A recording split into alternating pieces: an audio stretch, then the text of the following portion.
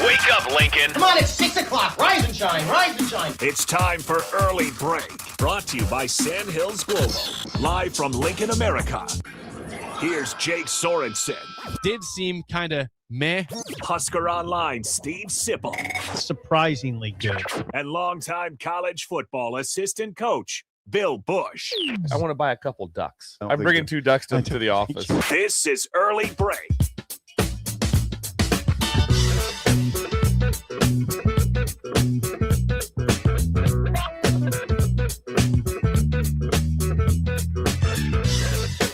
Good morning. Happy Wednesday to you. Steve Sipple, Jake Sorensen with you on Early Break. Bill Busch out today. How are you this chilly Wednesday morning? I'll tell you this much, Sipple. We leave the windows open at nighttime. Yeah. I was an ice cube this morning. I woke up, I don't know, in the 4s at some point. Like, what the hell? Are we camping outside? Is it January? What is going on? You were. But I've warmed up. I think I've warmed up enough. It was rough though. Why don't you just shut the windows? No, but it's nice to have the windows open. I used to be anti that because of allergies. Apparently, knock on wood, my allergies have gone away. I haven't really had much this year, surprisingly. Isn't that odd? I don't know. I don't get it. Don't talk about it. It's been a pretty dry year too. You think allergies would be rampant? You still have that thing on your nose? I don't know what's going. I think it's kind of back again. It's a scab. I thought it went away. I looked in the mirror and I said, that thing's back again. It should be just a scab from like what Scotland scratched my nose. I thought it went away, and I don't think it did. Allergies are odd. I get what you're saying. Yeah, you know what? Now that you mention it, this is knock on wood. Now that you mention it, I have that inhaler that you know about. Yeah, I do. But I haven't used it lately. Okay, now this is weird. Help us out, Breakers. We're not smart enough to know why. It's been a dry year. You would think with the dryness, it would be allergies galore. I'm not sure about that. I don't know. But now that you mention it, didn't use it last night. Haven't used it in a few days. Weird. I haven't had an allergy attack at all. I don't think maybe one day all year, just once. Now, maybe back in March at some point. Back to your windows. Yeah. It's cold enough that I said this is a glorious time. And I mean, my house it's 63. Okay. I was probably about that when I left. I didn't check the temperature. Well, it's cold, but I don't know. I don't feel any need to open a window because the temperature. It's the perfect. Freshness of the air that you like. Yeah. There's the reason. Yeah. That's not to cool down or heat up the house. It's the freshness. Now, again, Elizabeth is from a farm. She grew up her whole life with windows open. I did not in Beatrice or Iowa, but I've gotten accustomed to this, and I like it because now my problem was forever is that the allergies would kick my butt. I'd wake up with just a stuffed nose. Yeah. I'm just blowing my nose nonstop because we have to leave the windows open. I don't have that problem anymore. Knock on wood. Again. Right. Yeah, no. But it still was freezing this morning. I think it was 42 degrees when I left the house today. Is this where I suggest that you take your own advice, which you gave me one time, and put on a sweatshirt? Yes. I'm not going to sleep with a sweatshirt on. No. Because then you might be cold when you go to bed, but then you wake up at midnight sweating your ass off, and I don't want to do that. Wow, we're using cuss words. I did. Sorry, I was probably unnecessary, but I did it. I apologize, Breakers. But that's what I would feel like at midnight, likely, if I put a sweatshirt on going to bed. Yeah, I won't sleep with a sweatshirt on under probably any circumstance. Good, see? Yeah. So here we are, 63 in the house. It's glorious time. I mean, you're not running AC or heat. No. Now it's going to change. We got today's only Wednesday because we have today, tomorrow, and Friday. You can do the. I got it right here for you. Keep quick weather check. Yeah. We got rain coming again. Is that right? We've been lacking rain for months. We had a deluge. We had 5 inches of rain this weekend. Yeah. I'm seeing tomorrow chance of rain, which could affect the softball game, of course, at 8 p.m. at Bowlin Stadium. Oh. The high tomorrow is 64 degrees. I don't get this. It says 65% chance of rain. If you go to the actual hour by hour for that, it says the most at any given time of a chance of rain is actually at 9 a.m., which is a 5% chance. So how do you get 65% chance of rain on the day? I don't know. So I don't know that, but it's still the high for first pitch tomorrow night, 60 degrees. Yeah. You wear a sweatshirt. Chilly. Rain Friday, rain Saturday. Chance 81 Sunday. We're back to warmth. Right. And Memorial Day, 84 degrees and basketball sunshine. That's Monday. Yes, it is. Yeah, so there'll be a lot of frolicking. These are weird weeks for me. All these holiday weeks are odd for me. I don't know what's going on. It feels like people aren't working. Are people working? Right now? Yeah. Absolutely. People are working. It's normal right now. Yeah, there's no holiday right now. Monday, people are off. This weekend, people are off. Mm-hmm. That's when I think Friday when it gets I get really discombobulated. Yeah, that's fair. Yeah. Because why? Because I still got work to do.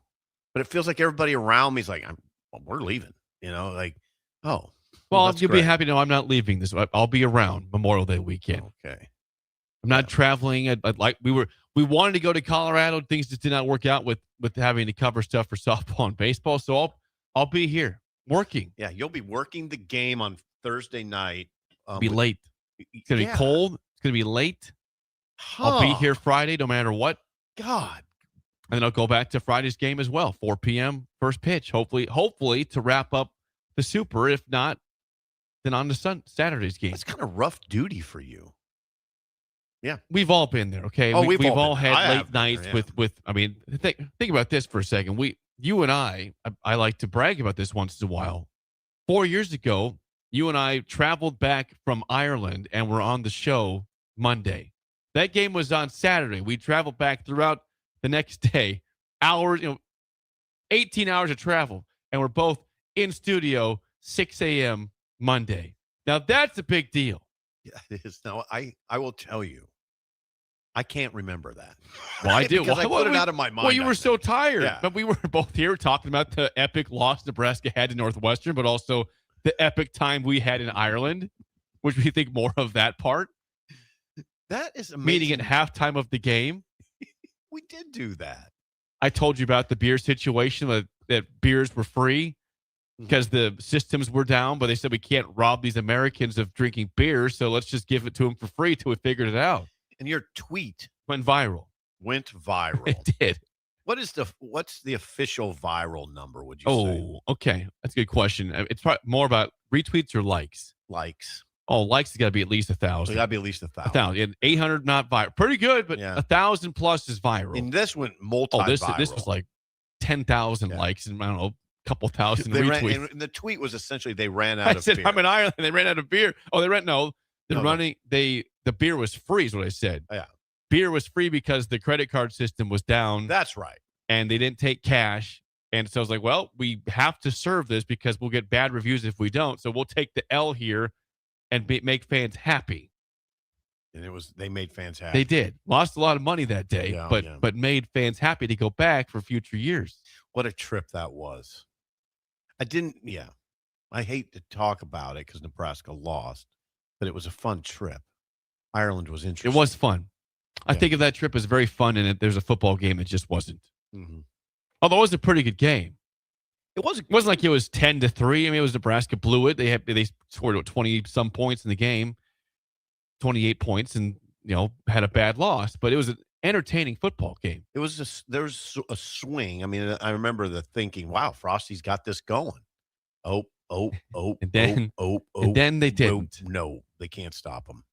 And Northwestern's running backs looked really good. Turns out they weren't very good. Yeah, there's their one win of the season. They lost 11 straight games to follow that, but they beat Nebraska. So congrats to them. And we came back. That's how you remember. I'm telling you right now, I don't remember that. Well, we came back on a Saturday and we were back. No, we got back Sunday. The game was Saturday in Dublin. Yeah. And then we all flew back the next day. Essentially, it would be 2 a.m. this time. Yeah. And then flew all the way back across the pond to America, then into Lincoln. Uh-huh. So that was a Sunday travel, all day Sunday, back on the air Monday. We got back to Lincoln at like 9:30 or 10 the night on Sunday night. Oh God, we came in and did the show. Yes. Ooh. So that's more impressive than me going to the 8 p.m. softball game. Yes, it is. Yeah, you'll be fine. Which is likely the latest game ever played at Bowling Stadium. I imagine. 8 p.m. Late. Yeah, I can't remember. ESPN2 if you can't go. Thank you to Rhonda again for coming in live into the studio live. She was live. In the studio. She was right here. Yeah. For 2 segments in the studio yesterday. She was excellent. Fielded our questions. And so there's that. I don't have any major idle chit. I went to the dentist yesterday. You did? Yeah. Was this a follow-up to the surgery? It was. The surgery was a success. Okay. There's good news and bad news. Oh. The surgery was a success. That's the good news. Multiple cavities now. So they're putting me on a program. Melanie will call you with a program was not the sentence I wanted to hear. So hang on. So I think it's Melanie. It starts with an M. It could be Marjorie. It could be, I think it's Melanie. It was, I think 2 years ago, you went to the dentist for the first time in 46 years. Is that right? Well, I'm going to say with no 46. cavities. I thought it was 50 plus, but whatever. Yeah. They said no cavities. Now there's 4. So have you been getting lazy brushing your teeth? No. The teeth get old and they wear down. It's been suggested that I eat a lot of caramel. Okay. I've heard, that's cavities. That's a lot of sugar. Caramel is sugar. Sugar is not good for your teeth. I buy apples, but I also buy this caramel dip. Okay. I won't eat the apples without the caramel dip.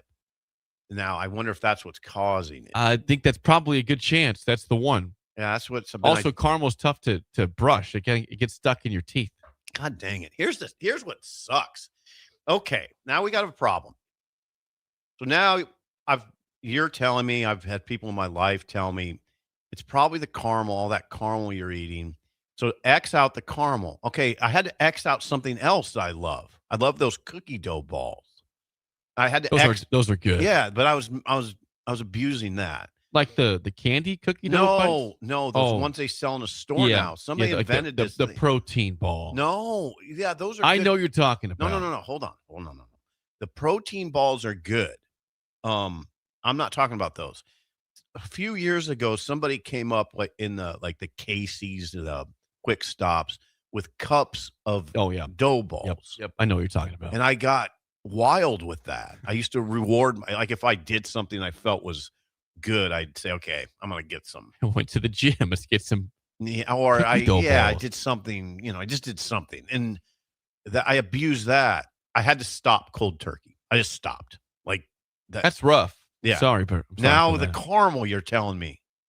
Well, I'm just saying that there's a good if you have never really had cavities, which you said you haven't, right? And the caramel's been a factor. How new is this caramel phenomenon? It's within the last couple years. That's what's going on. That's what I've been told. It's really hard to get caramel out of your teeth. It gets in even if you floss, it's still tough to get that out. Oh, great. Now, I'm not like the flossing or teeth expert. I'm not exactly. I've had cavities before, and I do eat sugar, so I'm not trying to mock you here. I'm just trying to tell you, as someone that has had problems with cavities in the past. Sugar will coat to your teeth. I'll be making multiple dentist trips in the next 6 months. Kind of like Greg was doing, where it seemed like every week he was at the dentist. Greg in a bad mood this morning. About what? His hockey team lost last night at 10 p.m. The Sabres? No, his hockey team. Yeah. That he plays on. Sorry. His team. Yeah. Not the Sabres. He plays in an adult league. I don't think he'll mind me saying this. They lost 9-1. Ouch. Yeah. And this morning. Oh, the Sabres also did lose their series, though. His team. He did. Yeah. Why were you bringing that up? I'm looking at Monday's scores. They lost the Canadians in Game 7. Yeah. So Greg's personal team lost last night. His favorite NHL team lost Monday. It's only Wednesday. It's been a terrible week of sports for Greg. Oh, easy. He's doing fine, but he was in a bad mood today. When he's in a bad mood, he's particularly sarcastic. He drinks Diet Coke. I made the mistake of asking him, what do you drink it out of? And you can drink it out of different. He said, I'm drinking it out of a box. You can drink it out of a cup. You can drink it out of a can. You can drink it you could pour it into something. Out of a box. He was joking. He was being sarcastic. Okay. I'm drinking out That's why he's in a bad mood. I'm drinking out of a box. But anyway, that was mainly it. This is day 3 without a laptop, though, which is really. You're doing all right, though. Oh, it didn't really so? affect you yesterday. You don't think? You think no, so? I think you've managed well. See, it's amazing what phones can do. You can research very quickly for the last 15 years in your phone. My day was discombobulated yesterday, in part because I didn't have a laptop. There's a period of time where I thought, okay, I need to sit down and get ready for the show. Oh, I don't have a laptop, and I don't know. I was at Trixie's, and I don't have her code to get into her computer. I forgot. And she won't give that to you either. Well, I don't know. I didn't even think. Probably not going to happen. I didn't want to call her at work. So I didn't have that option. Just waiting for somebody, like a report for you to be at the library working soon. I know you have your office. I'm hoping somebody spots you at the library doing work on the computer. I needed a place to work. I couldn't get to the office. I'm going to the library. Is there instead. public access? I think so. I'm not sure. I've not been to a library for many years. Last time I checked, they had computers there, at least a couple. I know this. Now, this is we're deep into idle chit-chat weeds. I was in Omaha last night, 72nd and Dodge. Wow. Whoa. What a library they built there. Oh, my God. Did you go in? No. We drive. Don't be crazy. How would I ever go to a library? How would you ever suggest that? It was like 8:30 at night. It looked open, but God, if you haven't seen that library, it's right on the corner of 72nd and Dodge. It is strikingly beautiful. I haven't seen that. It is modern. I can't even believe it's a library. It looks like it's like 4 stories, like maybe 5, maybe 4. Check that out. Yeah. If you're in Omaha, drive by.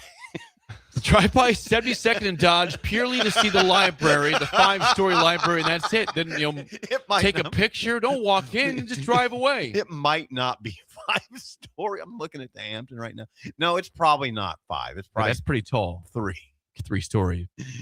As you can imagine, I got a lot of feedback after the show about the river birch tree yesterday situation, the seeds. That was amazing. Mostly people saying you can use a leaf blower to push the seeds to one side of the pool. I laughed that one off. I got video evidence that is something you can do. Push them to one side. I will report, though, after all these rains the last couple of days, I looked at the pool. I didn't see a lot of seeds. Either they went to the filter properly or they went to the bottom of the pool. But we think that the heavy rains maybe knocked the seeds off the tree. Okay, it may have helped us out. Will they come back? I don't think so. We think this is like about a 2-week ordeal last year. Yeah. That it was a pain for 1 week, and maybe we got lucky with the second week because the rain and wind may have knocked the seeds all off. Yeah, you might. Hopefully, you might be out of the woods. On wood. Yeah, you might be out of the woods on this. But Sanderson sent me some text about he's got the same situation at his house. He says they are the worst things ever. Oh, he's got the river birch trees, the seeds. He's got the same. Oh deal. Yeah. Huh. See if I can pull it up real quick. Sanderson. He texted me after the show yesterday. Sandy. He said, I have one of those trees in our backyard, Jake, and I hate the bleeping thing. If any part of that tree hangs over your property, you would find a way to cut that portion down. You have the right. That's the problem. We already did cut a portion of the tree down that hung over our property. Did you ask the purple? Did you ask? I don't think you have to in that situation. Oh, I don't know. If the tree's on your property, that's your property. I didn't cut the tree down. This was months ago, by the way. I know of neighbors that went into a cold war over that. Well, I did not cut down anything on their property, and the tree is still very much so alive and well. It's their tree. And it's my house that the tree is leaning over. Yeah, calm down. Well, what if I'm not attacking you? Imagine I live next to you. That'd be awful. Why would that be awful? I don't know. And I had a massive tree that was hanging over, I don't know, your garage, and there's limbs falling down all of a sudden. Nope. You know what? That's the way it's going to be, Jake. Or I say, Sip, I can't cut the tree down. Right. If I cut that branch down, this tree might die. How do you feel about that? Okay, it's on your property now. Yeah. And there's branches all over, and there's limbs everywhere. Yeah. But because it's on my property, we can't cut that thing down? I'm not cutting the tree down. I cut some branches off. And here's the thing. It didn't affect anything because the seeds on that side of the house still fell into my pool. Okay, now now hold on. Isn't that protocol to let your neighbor know? I should have thought about it. like I said, I don't dislike the neighbor. I've never really met the neighbor behind us. The question becomes this. So you're out there with some sort of, what did you have? I didn't cut. We had a tree service company. Oh, that changes it. Well, they were cutting different trees, and it wasn't just that one. It was several trees on our property. Because if you're up there cutting it, and then the neighbor comes out and says, it can get awkward. What quick. are you doing? Yeah, that's our tree you're cutting. I would appreciate some heads up on that. Which we did consider that. We did not go that route. But maybe why? Maybe karma is the problem because we have all these seeds in our pool that from the tree that's still not on our side. I wonder of the fence. I wonder if any breaker would weigh in on that. Is it protocol if you're going to cut a neighbor's tree that's hanging over on your property? Do you let that neighbor know? Okay, no, I'm not cutting the tree down. I'm cutting off branches of the tree that hang on my side of the fence. I wish Greg would weigh 464-5685. Wet Blanket says, my neighbor's tree fell onto my fence yesterday. He cleaned it up and is paying to repair the fence. Nice to have good neighbors. That's probably not the norm, though. That's a good neighbor, an awkward conversation because I had the same thing happen to my fence and the neighbor did not fix it, nor did he ran into my mailbox, did not fix it. Yeah, it's a problem. I think protocol.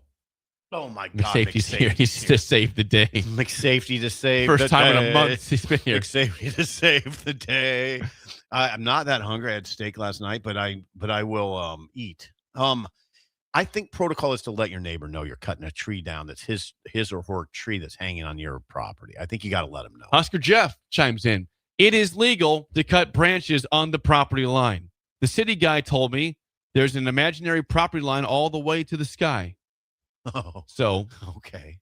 All right. Now here's the question, though. That doesn't answer the question. Do you let your neighbor know I am cutting a portion of your tree that's hanging on my property? We thought about it. I didn't think it was necessary because it was on my side. I didn't cut the tree down, just branches. Kellen says, can we have the neighbor weigh in? I haven't really talked to the neighbor ever before. See, I'd like the scenario that exists is awkward. The neighbor looks out the window. My neighbor's cutting down a portion of my tree.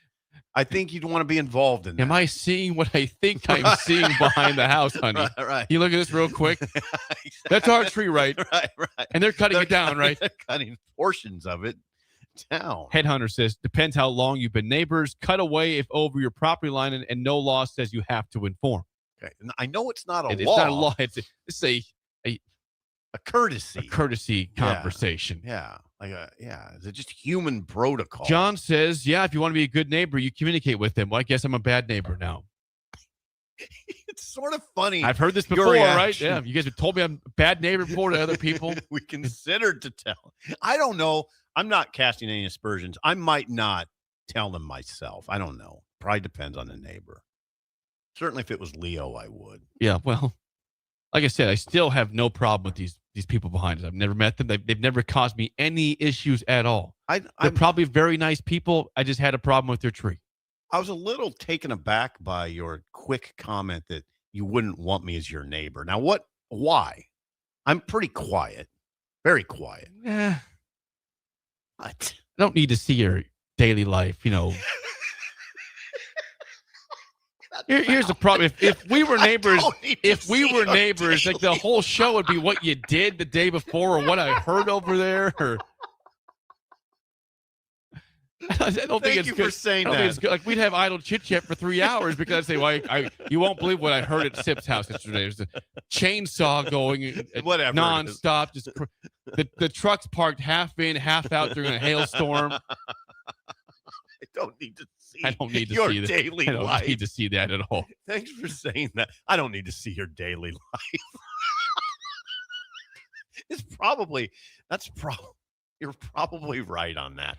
And nor do I need to see yours. Exactly. See? Yeah. I mean, I get what you're saying. That might be a little too much. Work and home. Yeah. Yeah. We need some separation. We just see Scotland all just walking back and forth between our yards. It'd be odd.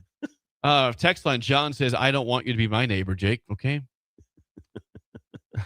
Wow. David weighed in. We're not going to go there. Yeah.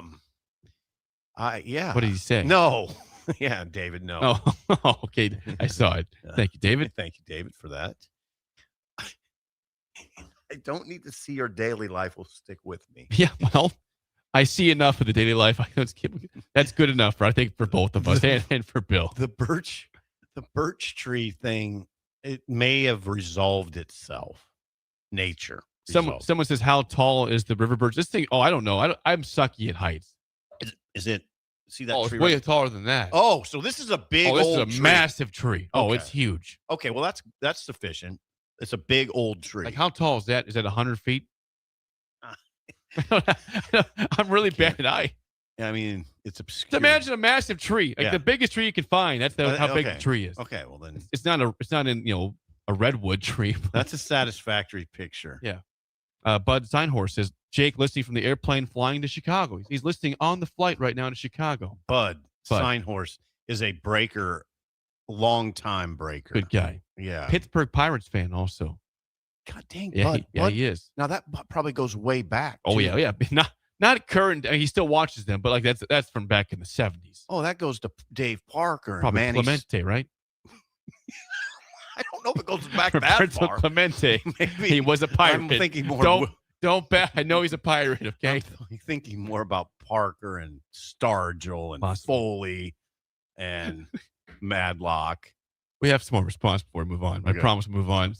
Someone says, so hang on. Is the tree weird looking now, like a half tree? No, it's not weird looking. It has not been ravaged to a point of, this is psychotic over here. No. It's a valid question. I mean, was it done properly?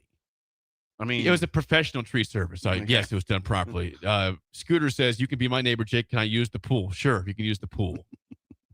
I did wonder about that a little bit. Like, did you form the tree? Bill says, I bet you all would be great neighbors. Thank you, Bill. I think I would be a good neighbor. I think so. Kellen says, how many awkward bro hugs would Sip give your wife if you lived next door? Yes, those are very awkward hugs you give. Oh, I'm awkward. Hopefully at some point it'd be normal and not awkward. That remains a problem with me in those situations. I never know how to do it. Just awkward. I'm awkward. That's it. I'm awkward. I can't help it. I know your wife looks at me like, God, just figure this out. Can you just be normal? Just be normal. I shake her hand. It's weird. I don't know what. That's very strange. One more idle chit chat before we move on.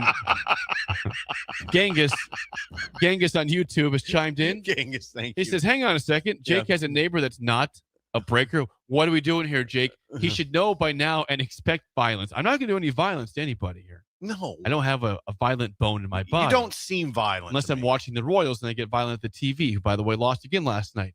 You don't seem violent. No, I'm not violent. I'm not a fighter. No. I'm not. If that's my man card being revoked, that's fine. No, it's not. I'm not a fighter. You're fine. I have done boxing classes, but I can defend myself, but I'm not gonna fight. God, why? This would have been. Now we really miss Bill because of the sentence. I have done boxing classes. Yeah, I've had boxing classes before. Why? Like 9-round and ferals. They did kickboxing there. It's not like a professional like getting hit in the face boxing, but like kickboxing for fitness purposes. I have done boxing classes. Yeah. That is Idle Chit Chat, sponsored by our friends at 738 Ag. They don't guess. They game plan using soil tests, yield maps, and field data. They help farmers call the right shots for the ground. Learn more today at 738AgLLC.com. Joey and the team in Bertrand. I don't need to see your daily life. If I stand by that, I know you do. I kind of like just like imagining what the hell's happening at that house over there. Oh, yeah. What am I going to hear about tomorrow morning when they come in? 464-5685. Call or text as always. We know Nebraska baseball SIP plays on Friday at 5 p.m. at the Schwab in downtown Omaha in the Big Ten baseball tournament.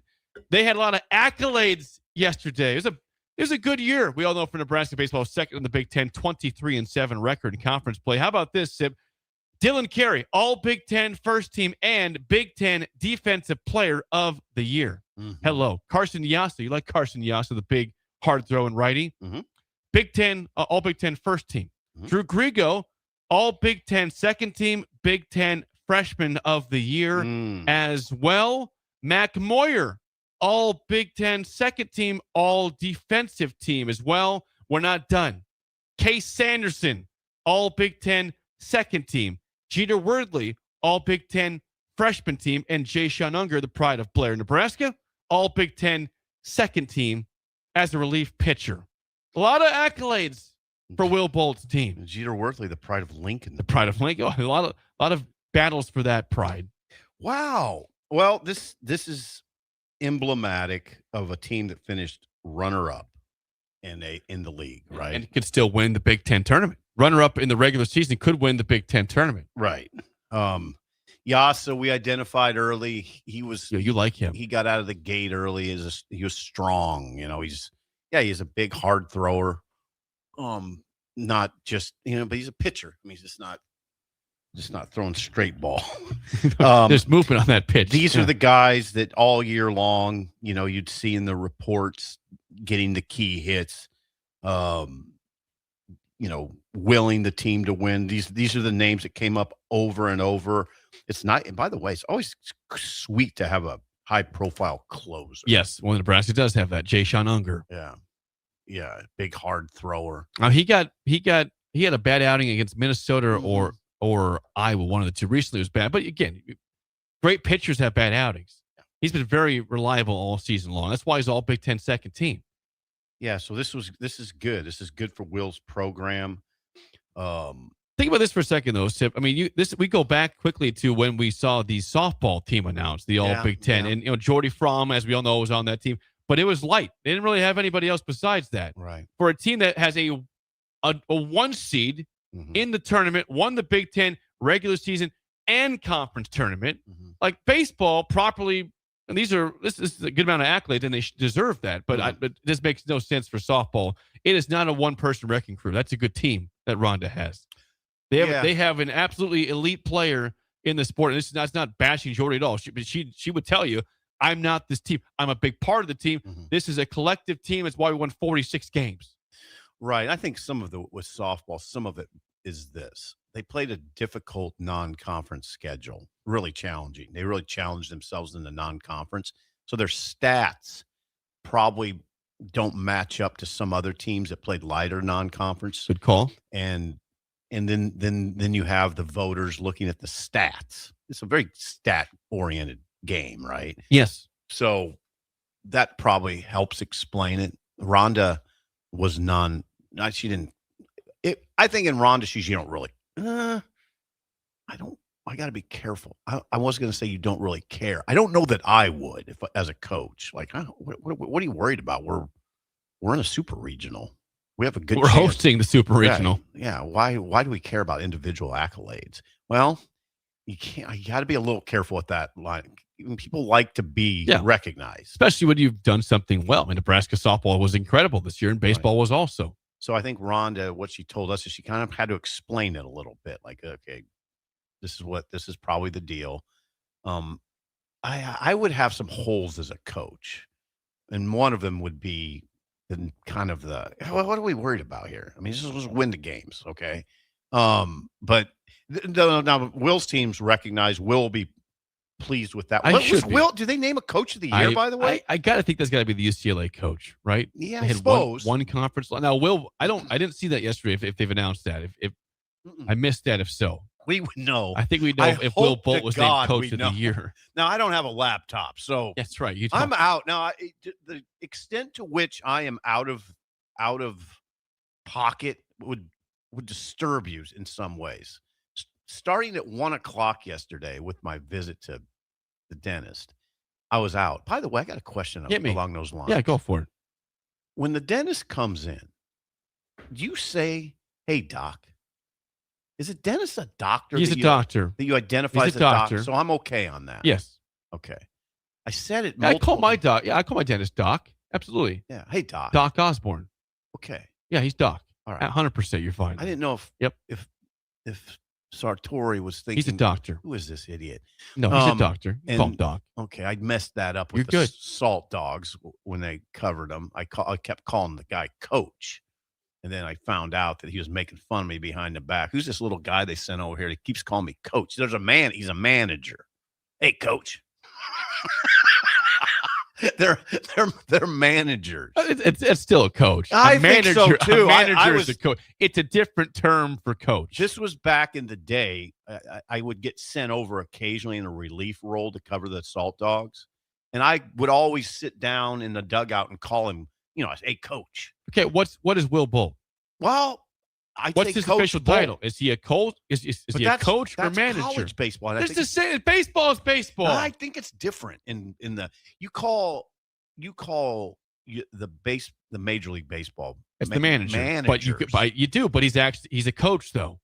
Mm-hmm. I was making. This is just a professional versus college and lower conversations. It's elite to be a manager. Our main beat writer told me, Sipple, they were making fun of you. I was like, what? He kept saying, hey, Coach. He's a manager. It's the dumbest thing I've ever heard. Not at you. A coach is a manager. A manager is a coach in baseball. I was taken aback. Like anyway. A GM, that's a general manager. We all know that. That's not the person in the dugout, though. You don't call them coach. Manager is what they call them in MLB. But I think they call Will Bolt, big, Husker baseball coach. Although he'd be a manager. By the way, interestingly, Will Bolt, think about the pleasant situation he's in. They play Friday, right? In 5 Omaha. p.m. 5 Big p.m. crowds expected. Unlike previous years when they had that other format, when they'd have to be up there. They had to play in. Yeah. They weren't a top 4 or 5 seed. They're practicing in Lincoln today and tomorrow. Yeah. In Lincoln today and tomorrow. They don't have to go up there. No. They ain't scores from yesterday, mind I you. do. I know last night a game ended at 12:30 in the morning. That's always pleasant. I think Washington beat Ohio State. I want to say 8-6. That game ended at like 12:30 a.m. That's always pleasant. Iowa beat Illinois 10-6 in the Big Ten tournament. Okay. Michigan State beat Purdue upset 8-4. That wasn't upset. That's 12 versus 5. And Michigan in 7 innings ruled Rutgers 10-0 yesterday. And then I mentioned Washington over Ohio State 8-6. Rutgers makes the long trip, gets X'd out. 10-zip shutout, and off you go. Well, it's double elimination, though, I believe, isn't it? I don't know, but here's the thing. I'm checking seeing this. Yeah, that's something we should probably know as sportscasters. Well, yeah, Purdue plays Illinois today, so that's happening at 9 a.m. in Omaha. Hey, hold on. Purdue versus who? Purdue versus Illinois. That's tough duty. 9 a.m. on Big Ten Network. That's tough duty. 9 a.m. Come on, don't. Crowds were light, as you expect yesterday, especially the game ended at 12:30 in the morning. Yes. Ohio State Rutgers is at 1 p.m. on BTN today in the losers bracket. Okay. And then beyond that, we get the schedule pulled up here. Iowa, Michigan State, 5 p.m. on BTN in the winners bracket. And the night game would be Washington, Michigan, 9 p.m. on BTN. So 9 a.m., 9 p.m. Listen. Games in between. That's like a 9 a.m.er. How many people you think are in that game today? Or Washington, Michigan? No, this morning. Oh, this one, 7. Morning. 7 people. No, there'll be more than 7 people. There'll be more than 7. Exactly 7. I'm going to say 220. No, that's way too many people. That might be the announced attendance, but there won't be that many. Before we get to break, if you were hungry for breakfast, brunch, or lunch in downtown Lincoln, where should the Breakers go this morning, Sip? The Bird. It's open. Bird. It's open. Bolt Bird's open. Early Bird at 19th and K with free and spacious parking. They have breakfast tacos, breakfast nachos, waffles, French toast, pancakes, and the world famous hash holes. Hash holes. Oh, that was you went ahead. You beat me to the hash hole. I'm so awkward. I'm sorry. That was awkward. Hash holes. Stop by Early Bird. 19th and K open every day until 2 p.m. with free and spacious parking. When we come back, Jamie Pollard had some comments about the Big Ten and SEC should just do their own thing. That's next in Early Break on the Ticket.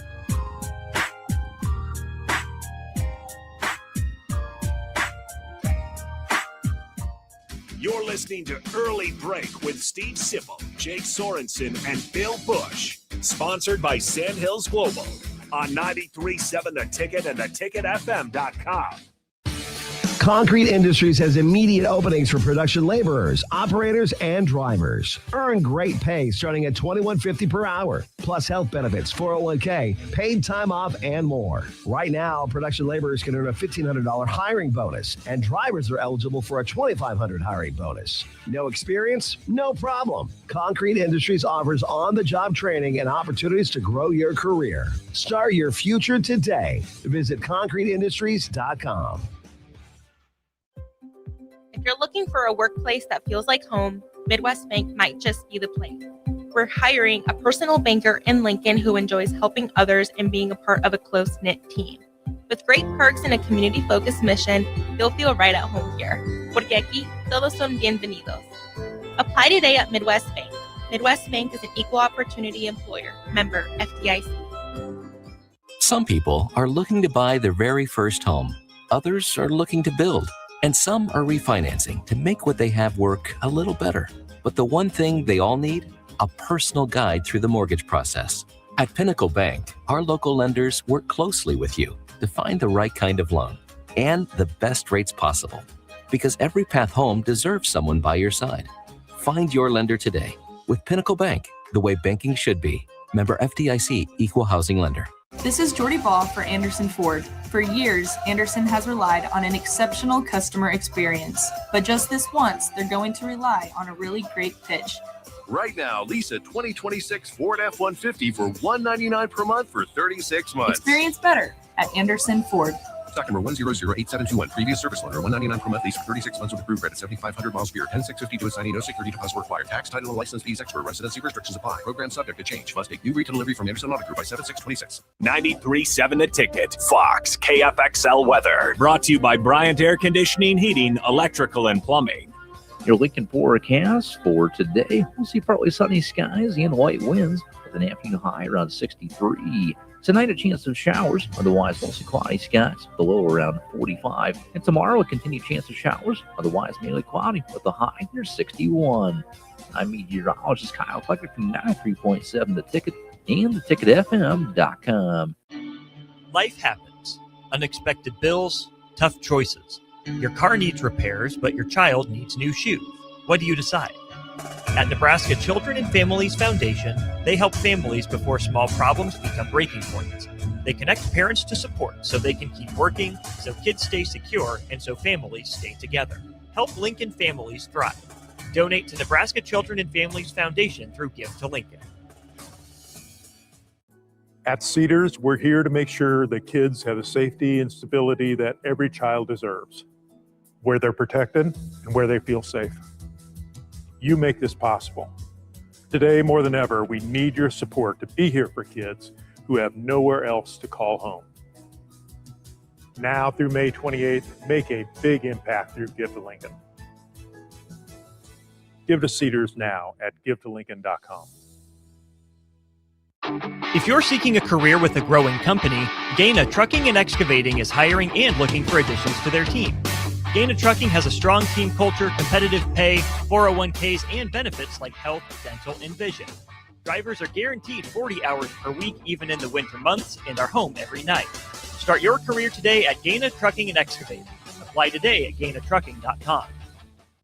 Do you ever feel okay in your current job and profession, but wonder if there's a better company that can offer more? Vision Mechanical is now hiring for journeyman plumbers and HVAC service technicians. Vision Mechanical offers top-of-the-industry wages, 100% paid health, disability, and life insurance, 401k with employee match, and paid holidays and vacation. Vision Mechanical believes in craftsmanship, teamwork, and building a better future one project at a time. Apply today or learn more at visionmechanical.net or email Ron at vmech.net.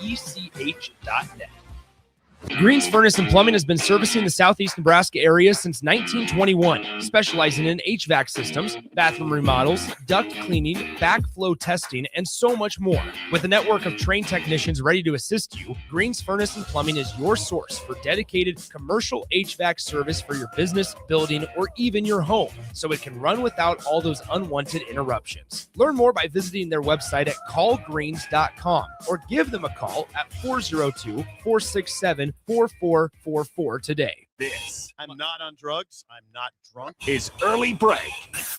Weekday mornings from 6 to 8 on 93.7 The Ticket and theticketfm.com.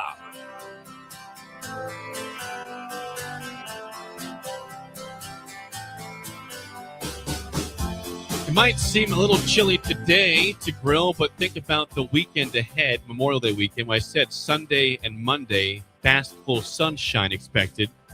Prepare for that with a trip zip to the smokehouse. Okay. At Super Savor. They have award-winning old world recipes, been around here since 1984. Of course, they have the Polish Party Pack, $10, 2 pounds plus of meat, brat sausage for the grill, beef sticks and beef jerky for snacking, smoked salmon, smoked turkey, smoked hams, and more. It's the Smokehouse at Super Savor and selected Russell's Market locations. Mm-hmm. It sounds great. It is great. We were going to have it today. We're going to push it back to next week, though. Okay. Yeah, Brian was going to bring in the Polish Party Pack this morning and grill it for us. Really? Yes. But do we'll do it next week. Okay. Okay, saw this yesterday. Now this probably, I'm going to preface it by saying this was the most interesting thing I saw yesterday. Okay. Well, Jamie Pollard has been a very, pretty dang good AD at Iowa State. Think about his hires. Matt Campbell has worked out. He's gone, but it worked out well. TJ Otzelberger has worked out really well for basketball. 100%. Hoiberg before that. I mean, he's been there for a long time. It's been a pretty good run of success at a tough place to win in Iowa State. He hired Fred, I think. I thought he did hire Fred. I think he might have. Now, Steve Prom did not work out well, but he had one good year. But now they figured it out with Otzelberger and had one bad season with Steve Prom. Pollard's good. So he spoke with media this week, Jamie Pollard, about the Big Ten and SEC not adhering to the rules of the College Sports Commission, and even said they should split off. Here is Jamie Pollard with media this 2 days ago. Now listen closely to this. Yeah, this is in a couple of reporters around him. Here's Jamie Pollard speaking to media. It's frustrating because collectively the 4 conferences created the CSC, and we spent a lot of money. The 4 commissioners spent a lot of money creating the CSC. And so then to have 2 of the conferences not want to adhere to it is perplexing to me, because then it's like, well, why did we spend the money? If you didn't want rules, then why did you create this entity?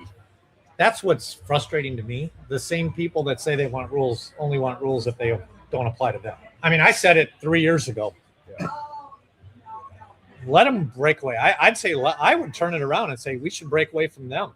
Let them go, but they have to go in all their sports and see how fun it is to play baseball and softball and track when it's just the 20 of you, and that's what I think we should do. But I'm one person, and that's probably a little more draconian, but that's how I feel about it. Like, let's quit talking about it, quit threatening, go do it. But if you're going to do it, you don't get to just do it in football and then keep all your other sports with us. No, take them all. See how fun it is. That is Iowa State AD Jamie Pollard. And so what he's talking about there, halfway through, he kind of changed thoughts. I don't know, the line of questioning changed. What he's talking about is a split of the Big Ten and the SEC, which is, there's this sort of this underlying thread, it seems like. And he's saying, bring it on. He's basically daring them. And that's the kind of why I was interested in that. Those are the kind of remarks that ADs would be more apt to make to someone in private. Well, he just went public with it. He just went no public. privacy there. No, he just went public with it. And I like it because why do I like it? Because I get tired of the haughtiness of the SEC and the Big Ten. And just go ahead and break off and see what that looks like. See what it looks like for your other sports. That's the interesting part of the conversation. Not just football, he says. Right. Everything. Yeah. See what it looks like when it's just you guys. Can't just pick and choose. When it's, what would Rhonda Revelle say about it? Oh, so now we're just playing. Now what are we doing? We play SEC and Big Ten teams now? Is that what it would be? That's what he's saying, essentially. I think it was a great comment by Jamie Pollard. I like it because I know this is awkward, and I get called out a little bit by some of my colleagues because Nebraska's in this position of power in a power conference, and you should be happy. Yeah, I guess, but I am more inclined to think about the entirety of college athletics and what it should look like in my mind. And a split of the SEC and the Big Ten with the other conferences going off on their own, that's not what we've gotten used to over many years and loved. So I like that he took these comments that I regard as comments that he would make to someone in a hotel ballroom privately. He just went public with it. And I'd be interested to hear what does he have to lose in those comments, though? Nothing. I'm glad he did it. Yes, if you're going to be so haughty as the Big Ten and SEC and think you're better than all the rest of us, and you don't need to abide by the rules, then we're going to do our own thing. You guys should just split off, and we'll have fun here, and you do your own thing. But don't try to play us over here. We've seen the numbers. Obviously, the media rights deals for the SEC and the Big Ten have so far exceeded all of the other conferences. Particularly the Big Ten right now is in the lead. I mean, would they distribute? What was it? $1.37 billion. That's right. Yeah, the Big Ten distributed $1.37 billion to its members. SEC was $1.03 billion. Yeah. So Big 12 was like $600 million, $640 million. Yeah, I think it was about that. So think about that disparity. It gets probably frustrating, but more frustrating probably to the conferences like the Big 12 and the ACC is that the SEC and the Big 10 are determining what the playoff is. They've been basically assigned that task. So it yeah. Did they assign themselves that task though? I don't know, but I think they assigned themselves the task.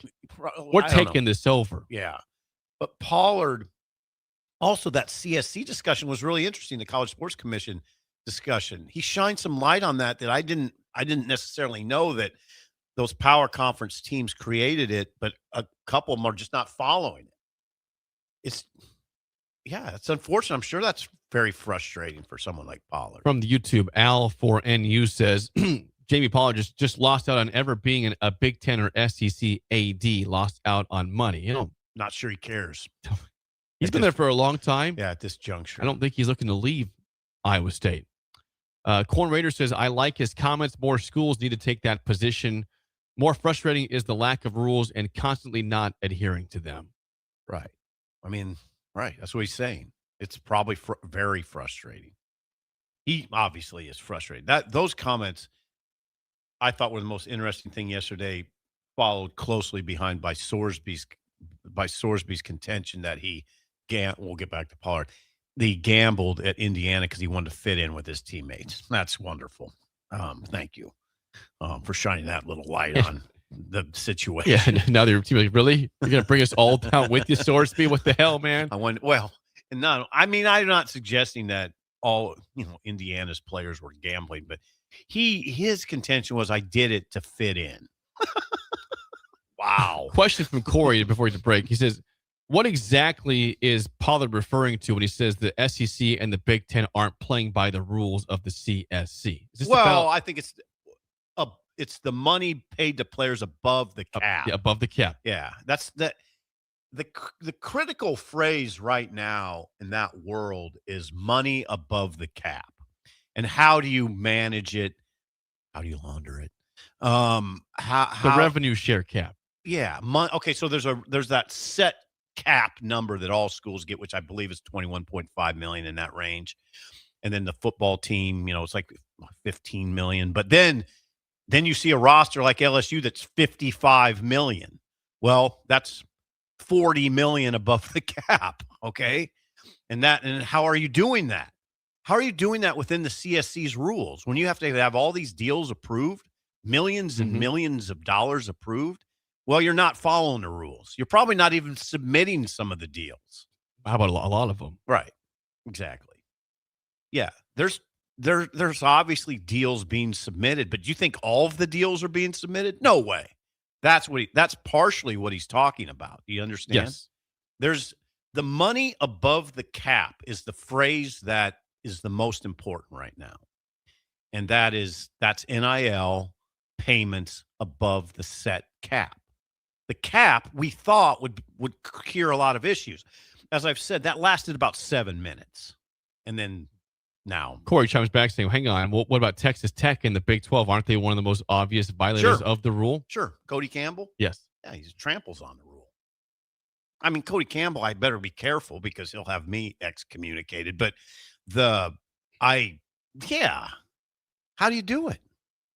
How do you ram all those deals through the CSC? There's no way all of them. Well, there's so much. They could never ever keep up with that either. The CSC. They just popped up a tent somewhere to try to do this. And it's like 1% ton of all the stuff out there. I think there's 20 now employees at CSC, but they need a lot more. Yeah. If it's ever going to work out. Yeah. That's what Pollard's talking about. Those were illuminating comments. And I'm glad he said that. Thank you, Jamie, for saying that. When we come back, Mailbag and Song of the Day is next on Early Break on the Ticket.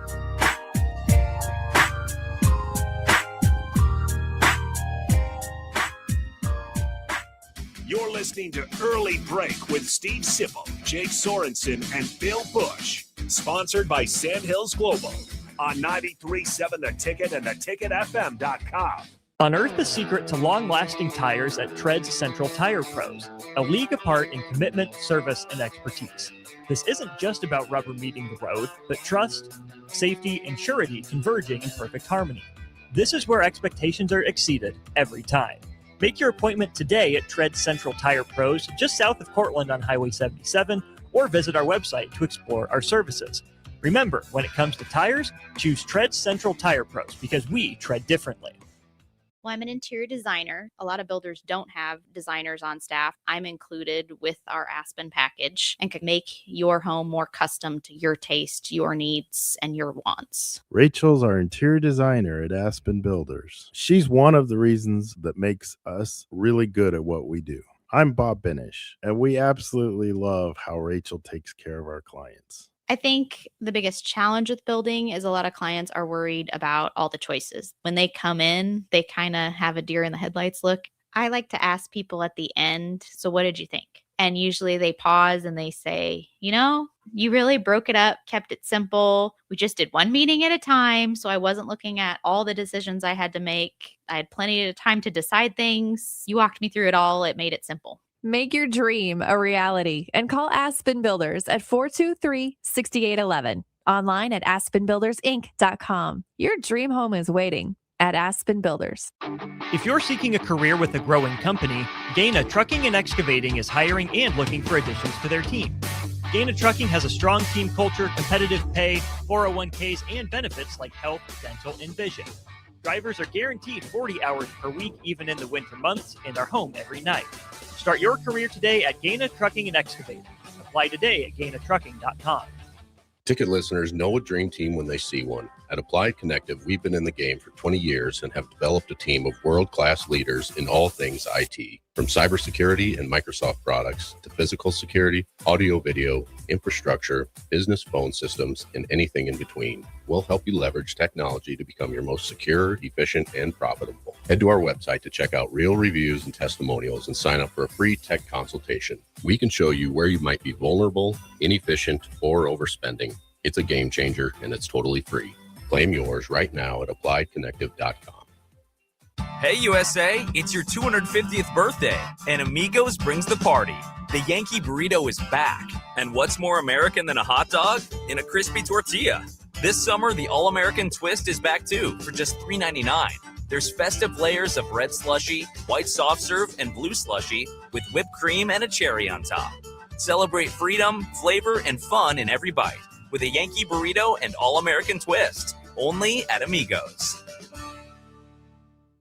When tacos and quesadillas join forces at Amigos, something seriously delicious happens. Quesadilla tacos. Crispy on the outside, gooey on the inside, folded taco style, and stuffed with bold seasoned flavor. It's like your favorite quesadilla and taco teamed up for the ultimate spring fling.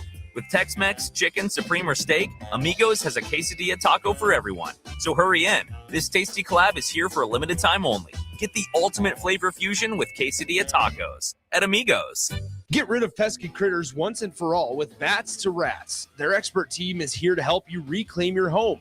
No more sleepless nights caused by crawling critters or flapping wings. Bats to Rats ensures a safe environment for every family member. Check the website at batstorats.com for amazing offers. And if you mention this ad, you'll receive $10 off your initial inspection cost. Call Bats to Rats today at 402-781-8691. That's 402-781-8691. Bats to Rats. This is Lincoln's home for sports talk on the FM dial. Also online at theticketfm.com. On the internet. KNTK FM Firth, 93.7 The Ticket. Right now in Lincoln, neighbors are facing hunger and homelessness, and they need our help. Your donation to Matt Talbot Kitchen and Outreach for Give to Lincoln Day helps provide nutritious meals, safe shelter, and life-changing support. Your gift goes even further thanks to matching funds from the Lincoln Community Foundation. Working together, we can make our community stronger by ensuring that everyone has access to nutritious food and a safe place to sleep at night. Give to Matt Talbot today or anytime through May 28th at givetolincoln.com. Are you looking for an exciting new way to put your skills to work? Explore new career options in the fintech industry at Currency, a Sandhills Global company. We offer full-time positions in financial sales, compliance, operations, and other fields. We also offer a 4.5-day work week, an attractive benefits package, and opportunities for advancement. Put your motivation to work and grow with us at Currency. Visit gocurrency.com/careers to learn more. Welcome summer with Red, White, and Barbecue. Hog Wild will be open this Memorial Day from 11 a.m. until 8 p.m., serving up our award-winning barbecue. Pick up a slab of slow-smoked ribs or a family pack loaded with your favorite choice of meats and sides, complete with buns and our famous barbecue sauce. Enjoy the holiday with family and friends and let Hog Wild do the cooking. Order online at gohogwild.com. Hog Wild Pit Barbecue, 3210 Cornhusker Highway in Lincoln. But don't be late, we close at 8. A single mom of 3 was facing eviction, struggling with a recent separation, health issues, and no job or childcare. She feared losing everything, especially her children.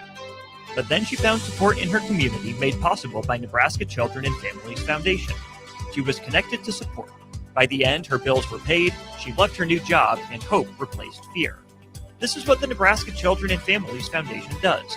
They lift up young people and families so they can find stability, build brighter futures, and power a stronger workforce. Ready to help make more stories like this come true? Support the Nebraska Children and Families Foundation on Give to Lincoln Day. You love to bash his sports takes. Now, will you feel like an idiot if you're No, a big tough? never feel like an if idiot. you're a big tough guy this morning, But you really love to voice your displeasure for his music choices. stumbled on an issue that I did not think would generate this much passion and discussion. It's time for Jake's questionable song of the day on Early Break on 93.7 The Ticket and theticketfm.com.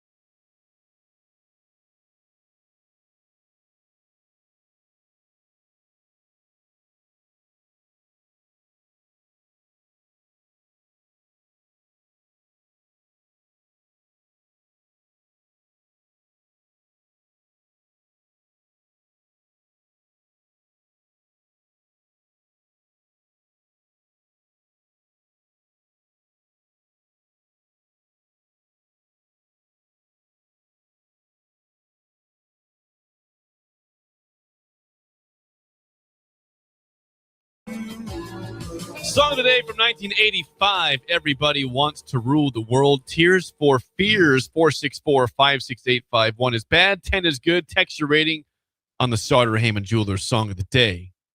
Didn't seem like you liked that one very much. I know come on. You read me wrong then. You did like it? Oh, yes. Your first 4 seconds were like, oh, great, here we go. Just a meaningless story. But when I worked at Ag Park, the Platte County Fairgrounds. Oh, of course. Yeah. Is that where you had the muskrat issue? Yes. So it was it was Ag Park, Agricultural Park. And the guys, is that time period. That song was playing all the time over the loudspeaker. 85. And we subbed in the words, everybody wants to rule Ag Park. Okay. Fond memory here. This is a fond memory. Dave Lange would remember that. The late Pat Pinsick, one of my best friends. We used to sing that song on the grounds while we were working. Everybody wants to sing it there in your head too. That part? Oh God, yes. You sang the Ag Park version. Yeah, it brought back incredible memories of working on those grounds. But anyway, no, that song was God. They played it over and over. They still do, by the way. It's still a lot. It's everywhere. Connor loved it. He was dancing. He was going like this over. I don't understand how Connor would know about that. Well, he's an old soul. 85, not a great period for music. A lot of not in general, yeah. A lot of seems like that was about the time when synthesizer time. Guns N' Roses was big. I know that. Mm-hmm. Anyway, you like them? Oh yeah, I like that song too. I do. At a high level, I like that song. At a 9.4 level. I have a weird feeling that Bill would not like that one. I don't know. I don't think. He's know. Probably like at a 4-2 in that. He can be really hard to read. I know. I don't think that's a song he likes. Bill can be really hard to read on songs. Now, some of them they're no-brainers that he likes, but there's been songs he gives low scores to where I'm shocked. I think he would not like that one. Connor, we know, is going to be about a 10 over here. Connor was doing a weird thing, but what was that? Like this over here. That was as much of a display of anything I've seen of Connor. I think he's going to get 9.9. Okay. 957, one of my personal favorite songs, says Connor, producer Connor. Ratings. You say they still play that song on certain... Yeah. Well, we have a couple baristas here at the mill that like that song. It plays here at the station at least 8 times a day. Really? And I always sing along to it. I don't sing the Ag Park version. I sing The World. Yeah. But I do like that song. It's hard to dislike.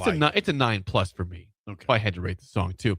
Ratings here. Rick from Wahoo, 6.5. 10 from unnamed texter. Fritz, 7.4. Brett and Bertrand, probably friends with Joey out there, 7. Probably. Houston, 7.5. Mike, 3.5. Vern in Dakin, 7. B-Raw, 8.99. Ryan in California, 5.9. John in Lincoln, 8. Robert in Oklahoma, 7.84. Jeff says, Tears for Fears, baby, 9. Baby. He said baby. Eric and Hickman, 1.5. Eric. Lyle in Omaha, 7. Tortuga in Lincoln, 7.7. Shemaiah with the putter, 8. Is he going by Shemaiah with the putter? No, I'm just he's Shemaiah, but he did have the putter. No. Sean in Omaha, 8.33. Underrated. Is that song underrated? It's a pretty popular song. That's a good I don't question. think it's underrated. Good It's just good. Nick in Minnesota says a daily listening song, 9.8. Rick and Susie in center with Huskerland Bulldogs, 5. Meh on that one. Wow. Caleb and Lee, Northeast Nebraska, 7.8. Dirty J in Friends, 7.7. Mothball, 2. Huda Clevis, Bird, 3.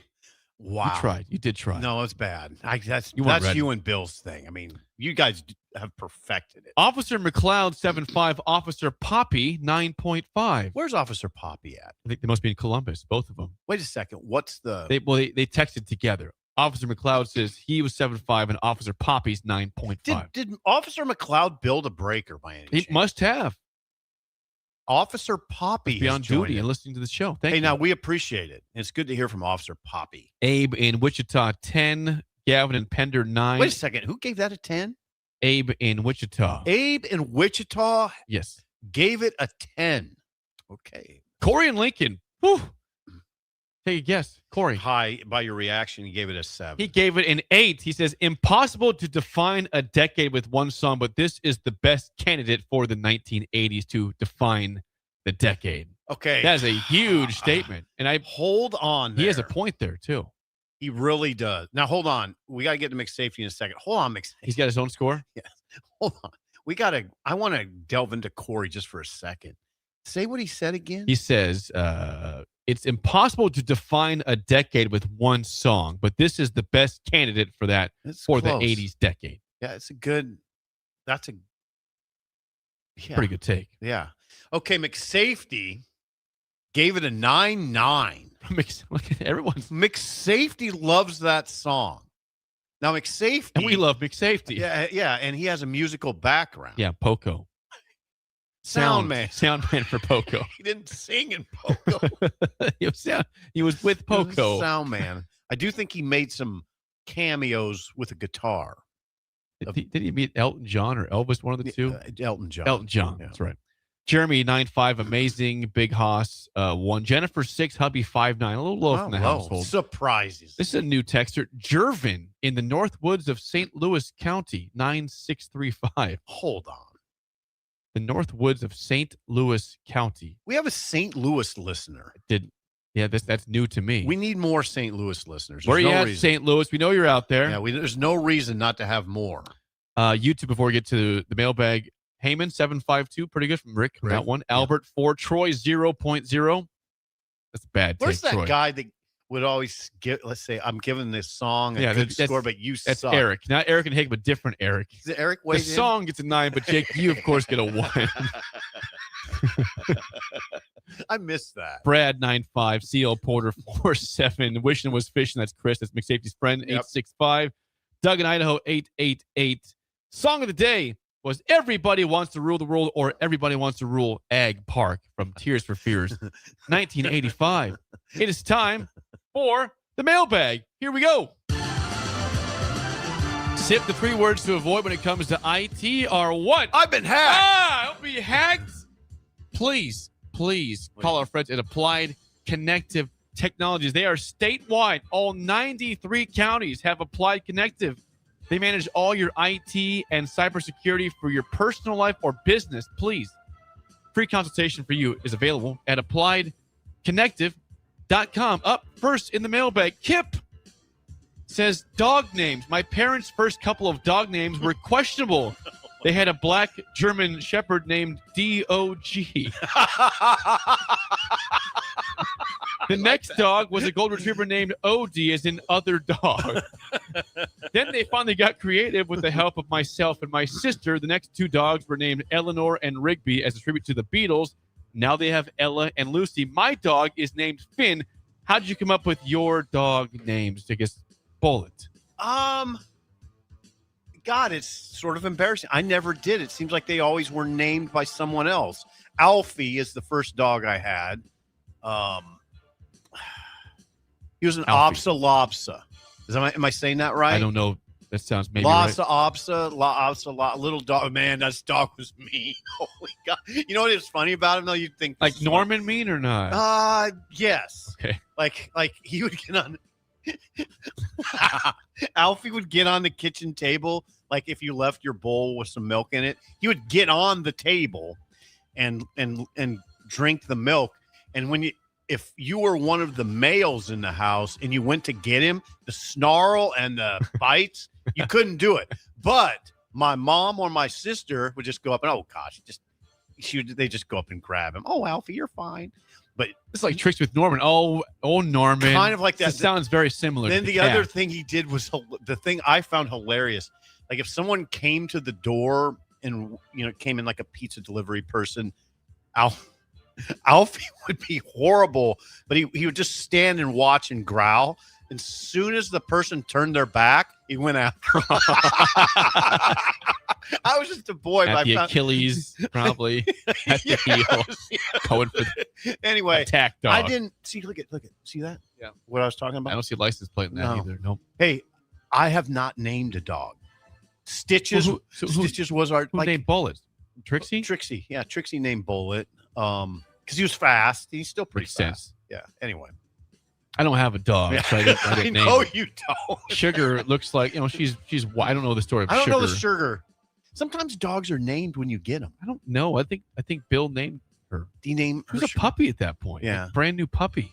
Yeah, I think Bill did. Next up, John says this. Good morning. After the recent severe weather, it made me appreciate the storm spotters who warn people before the severe weather hits. Did you ever think about becoming a storm spotter back in the day? It's lucrative now. I was talking to Missing Tooth Greg about it. A lot of those, I don't know. No, I don't want to say a lot of them. There's a few of them that have humongous followings on YouTube. Yes. And then they Millions. sell swag. They do. And the swag, they make a lot of money. They do. I would only do it in that case if I was making a lot of money. Put my life in danger every day to make some No, cash. I've never. I would tell you this. I'd never considered doing it. I think when I was watching Twister as a kid in the 90s, yeah, that's pretty fun. But you see people's lives destroyed. Like, do I really want to be part of that? You see cows flying across the screen like they show in Twister? I don't. Yeah, I get what I you're would saying. say it interested. It interests me to see how they operate. I never want to do that myself, though. No, I wouldn't. Next up, Wyatt says, morning. I was saddened and embarrassed as Nebraska football fan when we canceled the home-and-home series with Tennessee. Do you think Nebraska will pull the plug on future scheduled non-conference Power 5 opponents like Arizona, Oklahoma, and Oklahoma State? I've heard nothing to suggest they will do that, so I don't think they will. Have some faith. Hard to know in the changing landscape what's going to happen, right? What the scheduling is going to look like. I mean, you got to contemplate scheduling if they go to a 24-team playoff, right? Yes. I think I have not heard. I'll just answer this way. I've heard nothing that suggests that they're trying to get out of those games. It could change. What else you got from the bag? Michaela, last question says, it's that time of year where bugs are becoming a pain in the butt. Yes. If you had to choose to get rid of only one forever, which would you choose and why? Ticks or mosquitoes? Thank you, Michaela. Neither bother me. I've been oddly, like, ticks for some reason don't, like, the thought of a tick in my head doesn't freak me out. Mosquitoes never bothered me too much. I know the tick thing can be an issue if you get one in your head. I don't know. I just say pull it out. I mean, just get it out. Well, they both unfortunately cause illness. You get West Nile with mosquitoes, and you get Lyme disease with ticks. And they will both. They'll both. And West Nile's a real deal. Is West Nile a real yes, deal? Yes, I have a neighborhood. Tough situation with West Nile. I'm sorry about that. In the family. I'm sorry about that.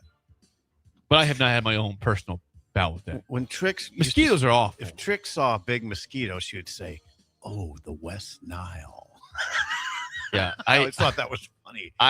Not funny in easy. I mean, I'm not being insensitive. Ticks are terrible, but the answer here is mosquitoes need to go away forever. They are the worst things ever. I hate mosquitoes. I was told last night, and this is sort of goes with this conversation. By Daisy told me this. I have an ant issue. She said take borax and mix it with powdered sugar. Borax? Yeah, and mix it with powdered sugar, even parts, borax and powdered sugar, and put it where the point of entry of the ants. Those ants, that ant or that ant will eat it, take it back to its nest, that they'll eat it, and then you'll be fine. Equal parts borax and powdered sugar. Put it at the point of entry, which I know what it is. It's on I have a cutting board that comes out of the thing, and the ants come out, and you know when they come out. Oh yeah, they eat they like that caramel. Of course they do. They love sugar. Yeah. So she said equal parts borax and powdered sugar, which I'll try today. DeWitt Ron also says it's not just Lyme disease, but alpha-gal disease from ticks is terrifying. These things both are awful. West Nile doesn't malaria come from mosquitoes? Not in this part of the world, but I don't know. Yeah, I think mosquitoes cause malaria over in Africa. That's very possible. They carry all sorts of terrible disease. So ticks are awful. I don't want either. But if I had to choose the question, Michaela, I'd say get rid of mosquitoes forever. It seems like mosquitoes are less of a problem now. Well, they'll be back. Yeah. It's a little chilly right now for them. Yeah, But yeah. once it gets muggy and hot, here come the mosquitoes. Yeah. By the way, Laura has chimed in. Laura Busch. Laura. She says Sugar is named after the Sugar Bowl when we won the national championship. Say that again. Sugar, the dog, their dog, is named after the Sugar Bowl where they won Oh, the the national Sugar Bowl championship. The Sugar Thank you, Bowl. Laura. Laura's listening. Hello, Laura. Good morning, Laura. Yeah. I texted briefly with Bill yesterday. We miss Bill, Laura. We do miss Bill. miss Bill. God, we miss Bill. I'd like to know. Wonder what Laura. Maybe Laura could give a score that she thinks Bill would have given Tears for Fears. Everybody wants to rule the world. I guessed Bill at a 4.2. You were at a 9.3. Connor's at a 9.5. I just said it didn't seem like a song that Bill would like. Hard read though. Hard read. Text back, Laura. See what'd you guess him at?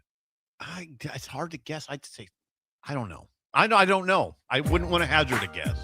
Hey, I'm guessing 4. If I'm wrong, I'm wrong. very interested in it. I'd like to know. Everybody wants to rule the world. Score rating, please, for Bill. Yeah. Hour 2 is next on Early Break in the Ticket.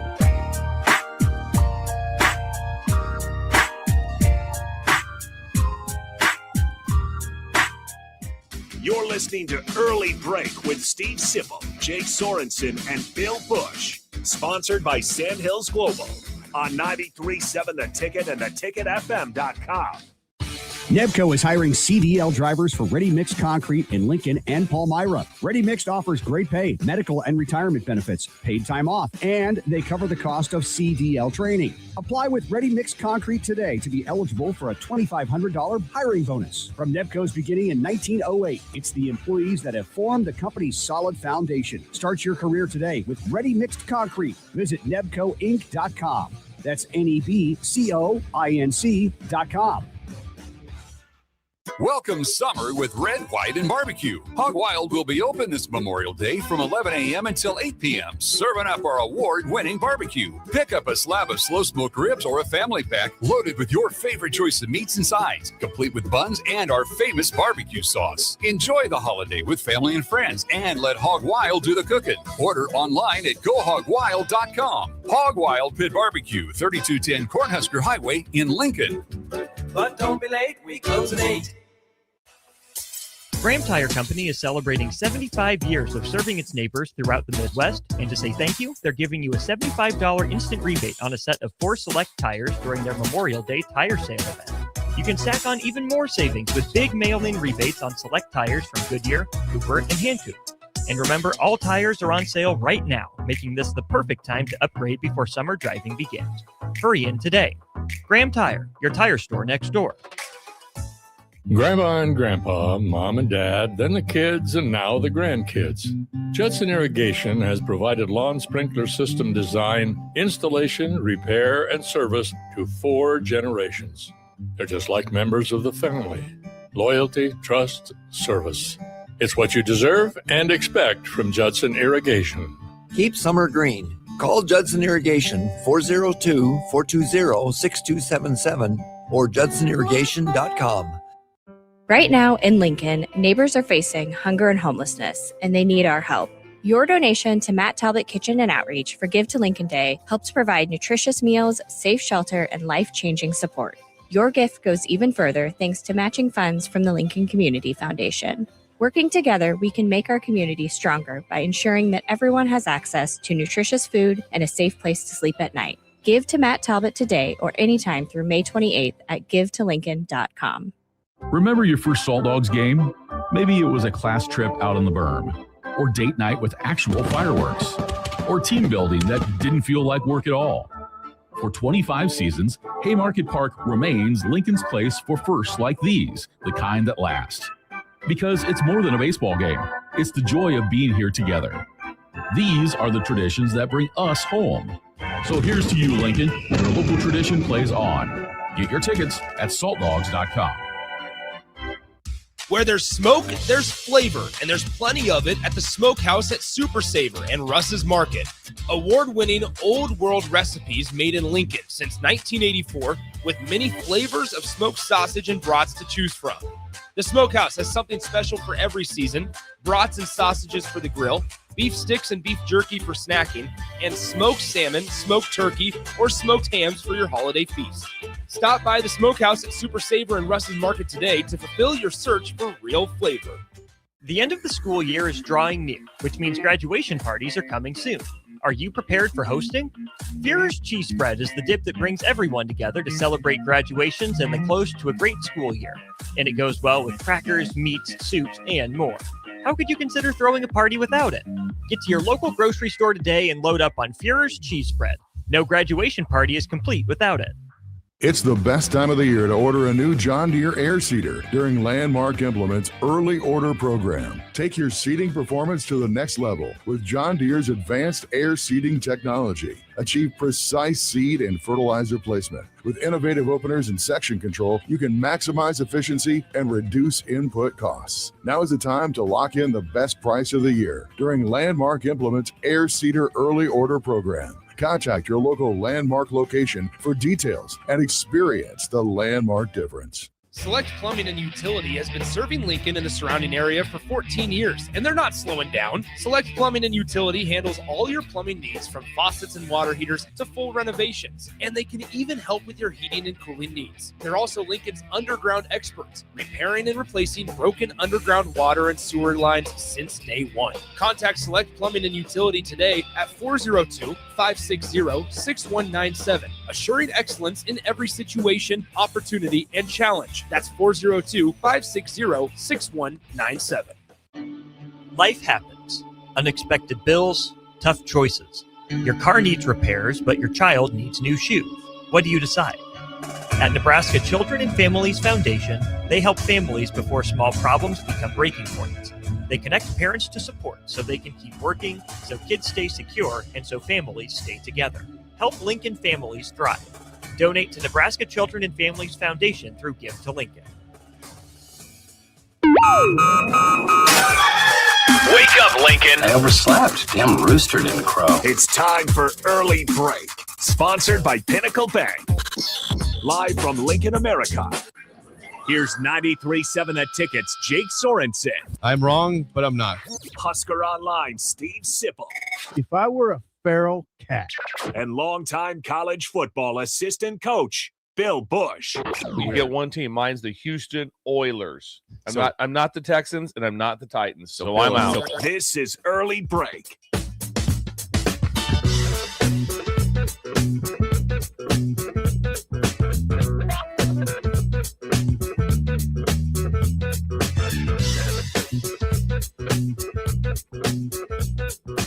Welcome back to Hour 2 on a Wednesday. Steve Sipple, Jake Sorensen with you, Bill Busch out today. Our Hour 2 is sponsored by our friends at Pinnacle Bank. We have a special mortgage loan promo going right now for the Breakers.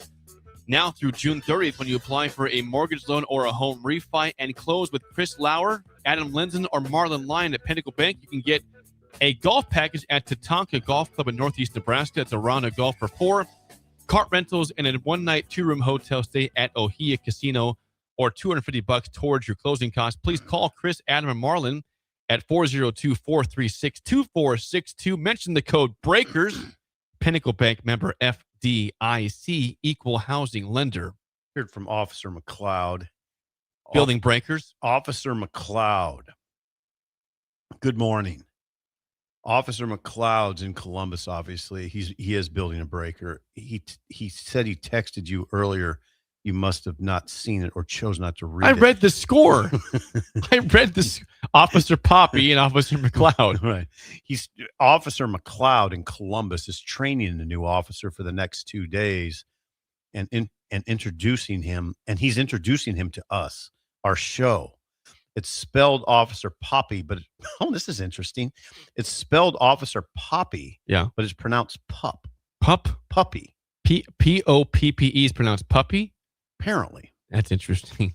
Yeah. Officer Puppy. Officer McLeod is a long-time breaker. Long-time breaker from my hometown. Hearing from people from my hometown today because of the Ag Park rep. Yes, that's right. By the way, we did get a score from Laura via Bill. Yeah, so I had guessed when everybody wants to rule the world.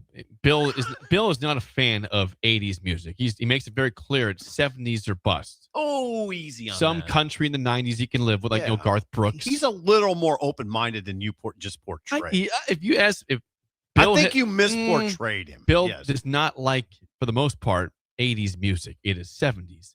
So I guessed it at a 4.2. Laura said it was a 4.44. So I was a little bit off. You got him. But I'm going back to your misportrayal. He liked some of those hairband songs you play. She's My Cherry Pie, Did maybe. he give that a high score warrant? Well, he doesn't like Def Leppard.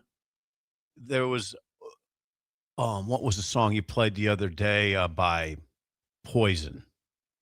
I didn't play a Poison song. I think you did. We brought up Poison as a, I didn't play the song. Jumpstart My Heart. That's Motley Crue. Oh, that's the Crue. They gave it a high score. That was that's 80s. That's 1989. That's 80s. Hello. It's true. That's a good point. Yeah. He did like that.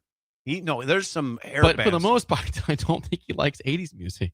I think Kiss would get into the 80s. Yeah, Hello? Good point. How many do I got? How many do I have to name? They have a lot of 70s hits, though. Kiss does. They started in the 70s. But the point is heard. Yes. Thank you. You're welcome. We don't need to. I'm not going to plant my flag on it, but I just don't want to be. I don't want to be misportrayed. And I don't want Bill to be misportrayed. Yeah, appreciate that. Thank you. Certainly welcome. Thanks to Pinnacle Bank for sponsoring Hour 2. 464-5685. Call or text as always. I saw a stat I couldn't believe yesterday. This is wild. Now, we get a lot of information for the show from Michael Severe. He gets because Severe's he's great. He's a listener. Good morning, Michael, if you're out there.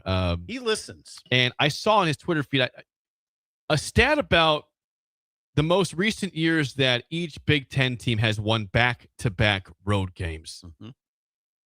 And this, anyone's thinking we're bashing the Matt Rule era. No, this goes way before Matt Rule. This goes back to Bill Callahan. The last time, per Michael Severe's research, that Nebraska football has won back-to-back games on the road was 2006 at Iowa State and Kansas State. I repeat, the last time Nebraska football has won back-to-back road games in a season was 20 years ago, 2006, the Bill Callahan era at Iowa State and Kansas State. Your follow-up paragraph on your rundown is really interesting. What'd I say? It's obviously hard to do, as seen by the fact that Iowa hasn't done it since 2020. Illinois since 2007. Yeah. Minnesota since 2008. Maryland since 2003. And as you note, on and on. Nebraska will have a chance to do so this year. Illinois, games at Illinois and Rutgers. That's your time, would be those back-to-back games. Right. Now, again, and think about what that would set the tone for November. In a month that Nebraska's had mighty struggles in for years. Coaches upon, this is several coaches going all the way. Bo was good in November, but Mike Riley was not. And Scott Frost was not. And Matt Rule so far has not been good in November. To break this kind of stretch, those are gettable games, back-to-back Illinois and Rutgers. Yeah, Illinois, I don't have, obviously, a laptop, so I don't have a lot of information at my immediate disposal, but Illinois has a new defensive coordinator. And they lost a lot of, I think they have 3, Connor, if he's engaged at all, might be able to look this up. I think Illinois has 3 returning starters on defense with a new coordinator. That sounds correct. With a new coordinator. Yeah. Lost a lot up front. Okay. Gettable. Got a new quarterback. Caton Hauser from East Carolina. I like him, by the way. I watched him. Yeah, he's going to be good. He's a good player. He's a good player. Yeah. So, but anyway, I agree with you that it would be great if Nebraska could end that streak. I'm glad you pointed out what you did, though. A lot of other teams are in that It's not boat. just Nebraska. It's not a shot at Nebraska. It's tough. It's tough to win back-to-back games in the road. Mm-hmm. But it just proves that, that's where Nebraska's been. I mean, here's some other ones. You mentioned Illinois, Minnesota, Iowa. Northwestern did in 2018. They've done it recently. That means that was, I guess, 8 years ago. They did that at Iowa and Minnesota. That's 2018. Is that recently? Indiana at Maryland and Penn State in 2025. Iowa, Minnesota, and Penn State. I mentioned that one. Michigan State 2021 at Rutgers in Indiana before Indiana was good. Ohio State, of course, they do it all the time. 2025 at Illinois and at Wisconsin. Rutgers been since 2009 for them, when they won at Army and UConn as part of the Big East at that point. Keep going. Wisconsin, 2024, at Rutgers, at Northwestern, back-to-back road wins. Yeah. Penn State, 2024, at Purdue, at Minnesota. Won those games. Purdue, 2022, Jeff Brom, my guy. At Minnesota, at Maryland, back-to-back wins. Boy, Brom's an example of coaching matters. Since Brom, they just fell off the face of the earth. I think they've won 3 games since Brom. I think could be right. Off the top of my head. Is that right? 3 total? I think. No, he's a great coach. You know that. The Jeff might be 3 total Big Ten games, but anyway. That sounds right. Yeah. Yeah, it's a tough, I don't remember, by the way, the Kansas State, Iowa State back-to-back. I don't remember. Well, that was 20 years ago. Yeah. I don't expect you to. Because at that point, it didn't really mean much. That should happen. Right. It's funny, the games I can't recall even being at. I mean, I don't know if I've taken too many shots. I don't know what the deal is, but there's a lot of games I literally don't even recall being at. I was at every one. Those are forgettable games, though. But hoot. It's gonna text. That is it's just not very good. What? This goes. Sorry to interrupt the segment. It goes back to the last segment, mailbag. We talked about us being storm chasers. Yes. Someone tried to send in a AI picture of you, me, and Bill as storm chasers. It looks nothing like any of us. Is that right? You and Bill look exactly alike, and I look like what? I'll show you to the break. It's just it's not very flattering of me. I look like I'm 250 pounds. I got a triple chin.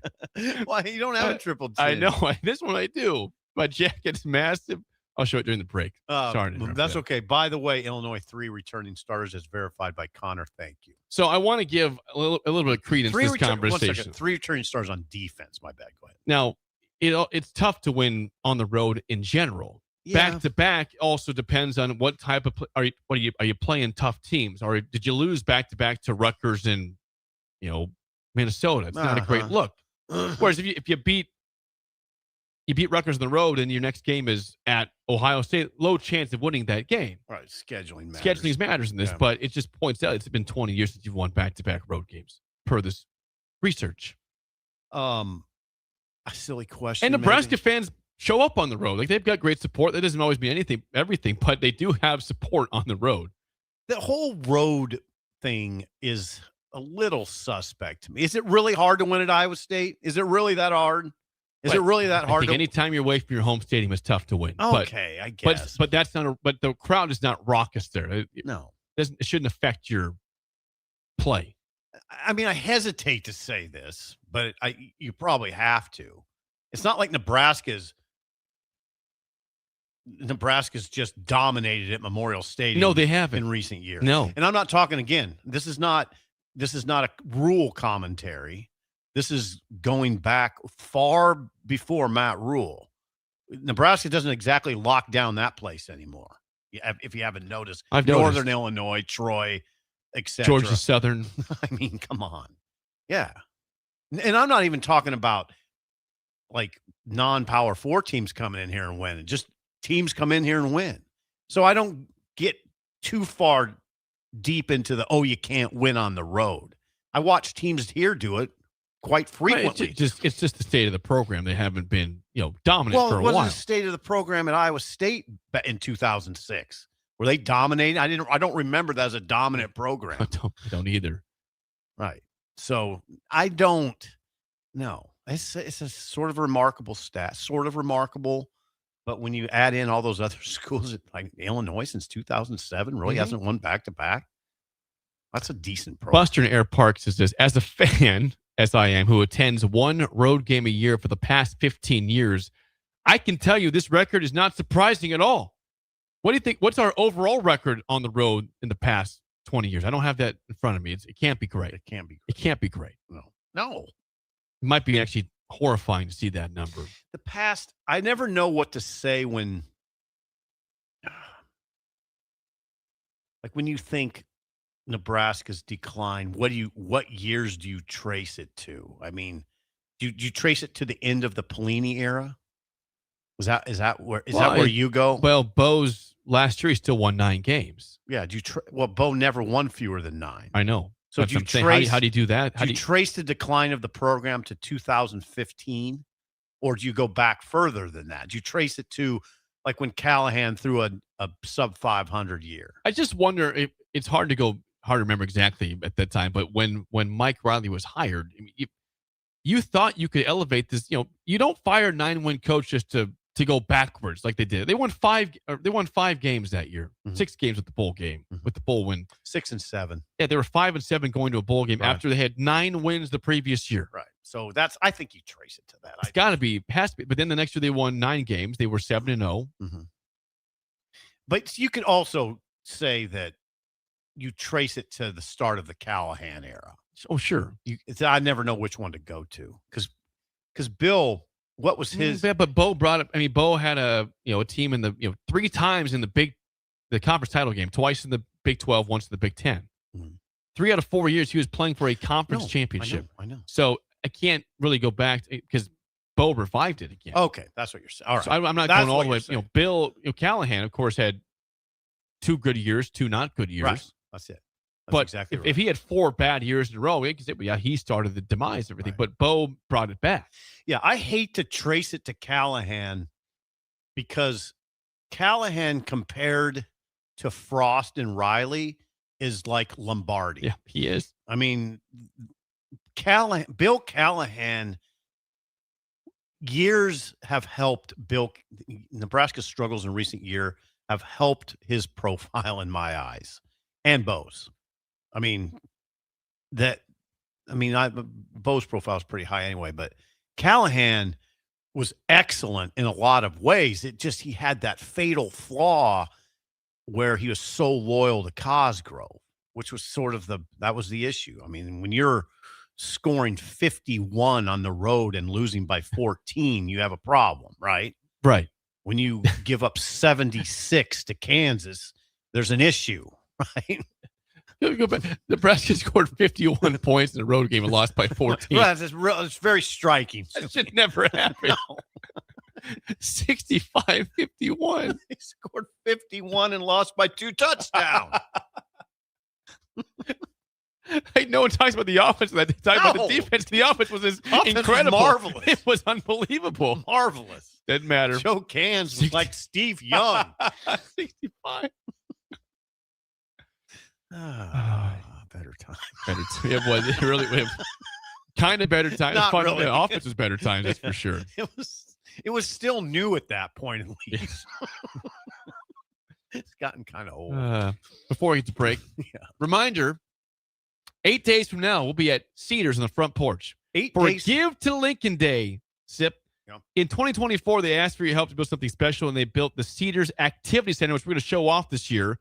A beautiful new gym. The space for the kids is all because of you. Reminder, Cedars last year served 2,600 kids and families and provided 121,000 nights of care. Your donation makes this place run. Please consider donation to Cedars on Give to Lincoln Day. You can do that right now or wait till Thursday. GiveToLincoln.com. Select Cedars in there, and we will be out there in 8 days. Can't wait for that. No. When we come back, Jake's Takes for Bill's Thrills. Jeez, okay. Is next on Early Break on the Ticket.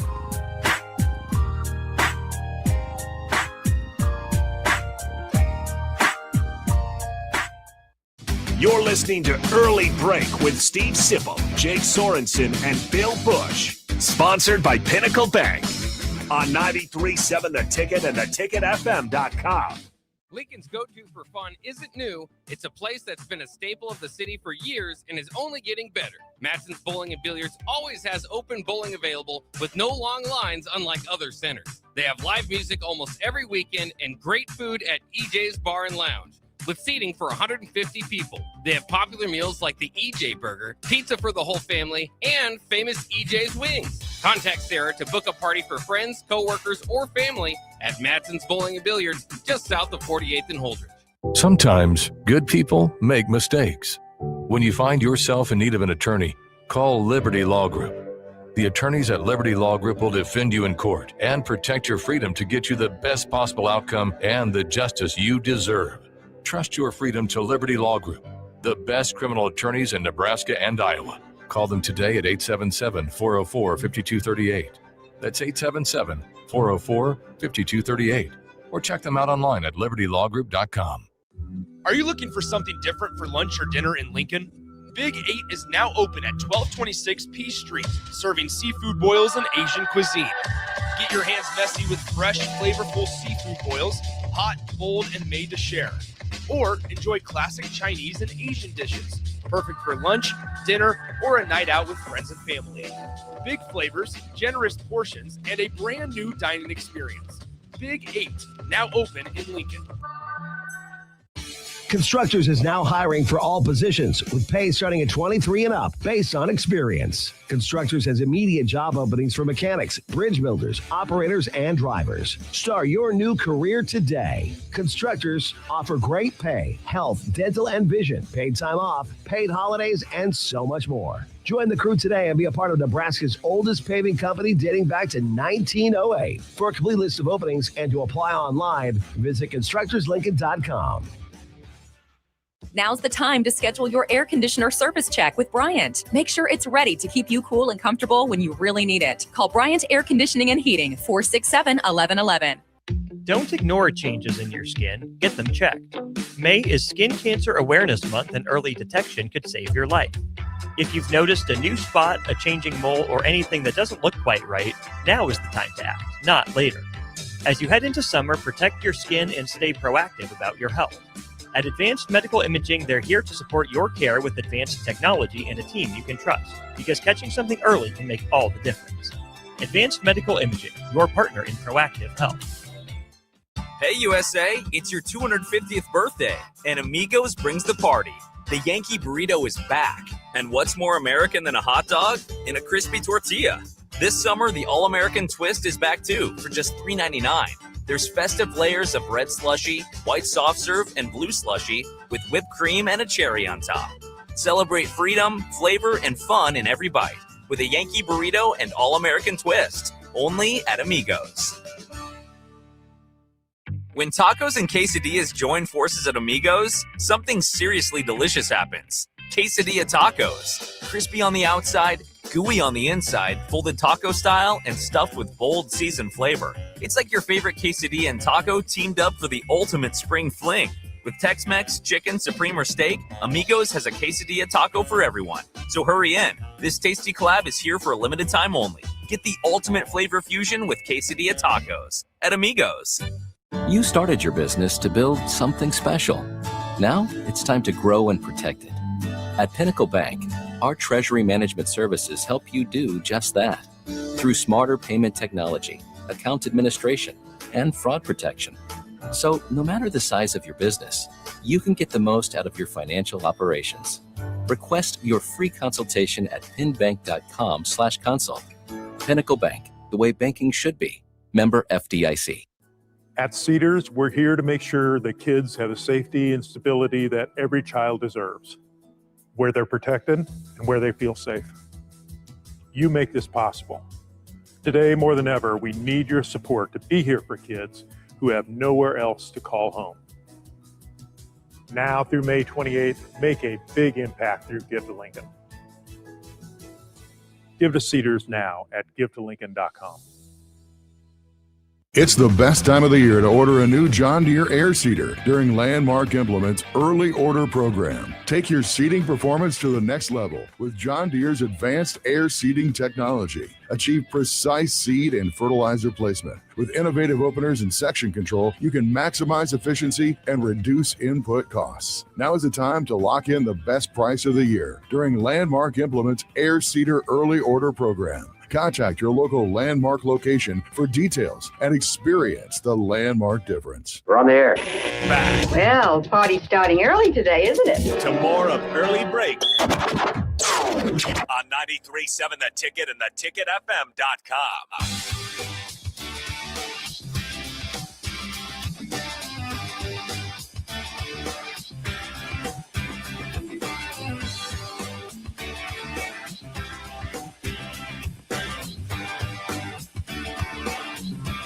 Are you looking for a new way to put your skills to work? I am. Explore new options in the fintech industry. Finance. At Currency, a Sandhills global company. They have full-time spots in financial sales, compliance, operations, and other fields. Also, 4.5-day work week, attractive benefits package, and opportunities for advancement. Visit gocurrency.com/careers to learn more today. We clearly missed Bill.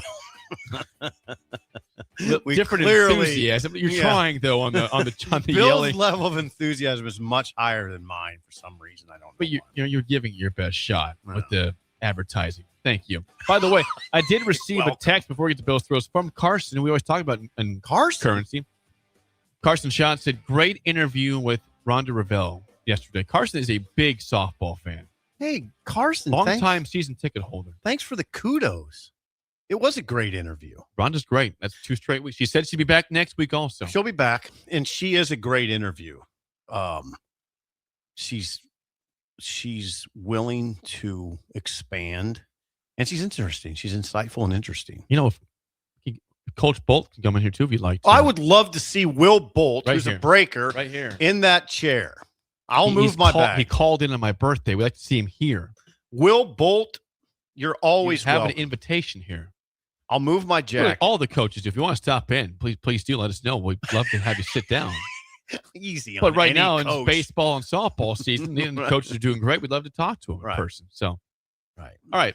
It is gocurrency.com/careers. It is time, without further ado, for Bill's Thrills. Are you ready? Yes. Here we go. Some call him the most interesting man in the world. That is setting up the morel mushroom Yes. bonanza. Oh, yeah. is it gonna be a bonanza? Mushrooms grow better with thunder and lightning. Others call him Coach. But to everyone else, he's Bill. I want to get one of those military ab stimulators for us to wear during the show. You see, I sent it to you today. It's time for Bill's Thrills on Early Break. As always, Bill's Thrills, sponsored by our friends at Deinert Contracting. Randy! The king of remodels for your kitchen, bathroom, whole house, and more. Please call or text Randy at 402-417-5204 at Deinert Contracting. That sounded like sixth grade. That wasn't your best Randy call. It was better yesterday. Randy. You gotta give it the yeah. You gotta take the Randy. Yes, you went Randy.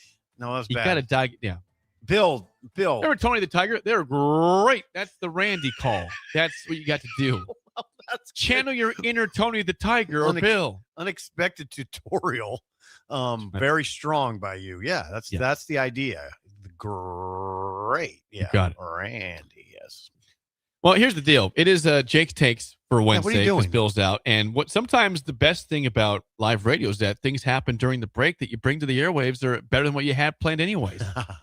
So we used to do this a lot often on Wednesdays. We'll bring it back for today. What if Wednesday for this wild card Wednesday? You came back from the bathroom with a question in mind. You said, "Hey guys, I had this thought." Yeah. And you said, "What if in 2004, when Bill Callahan was hired, he had retained Bo Pelini as defensive coordinator? Well, this had just taken off like a rocket ship." You thought? My guess is yes. Is it now? Here's my question to you right away. We have to kind of go back in time. Callahan replaced Frank, right? That's correct. He brought Kevin Cosgrove. Yes. Bo was on the staff, and then he became the interim.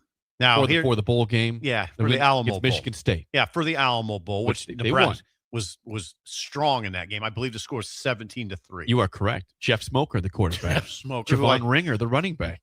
Nice. I saw Jeff Smoker in Denny's the night before the game. Denny's. You could tell what has played. Sean will verify this story when he comes on. Okay, me and Sean ate at Denny's the night before the game, and Jeff Smoker was 2003. Yeah. Okay.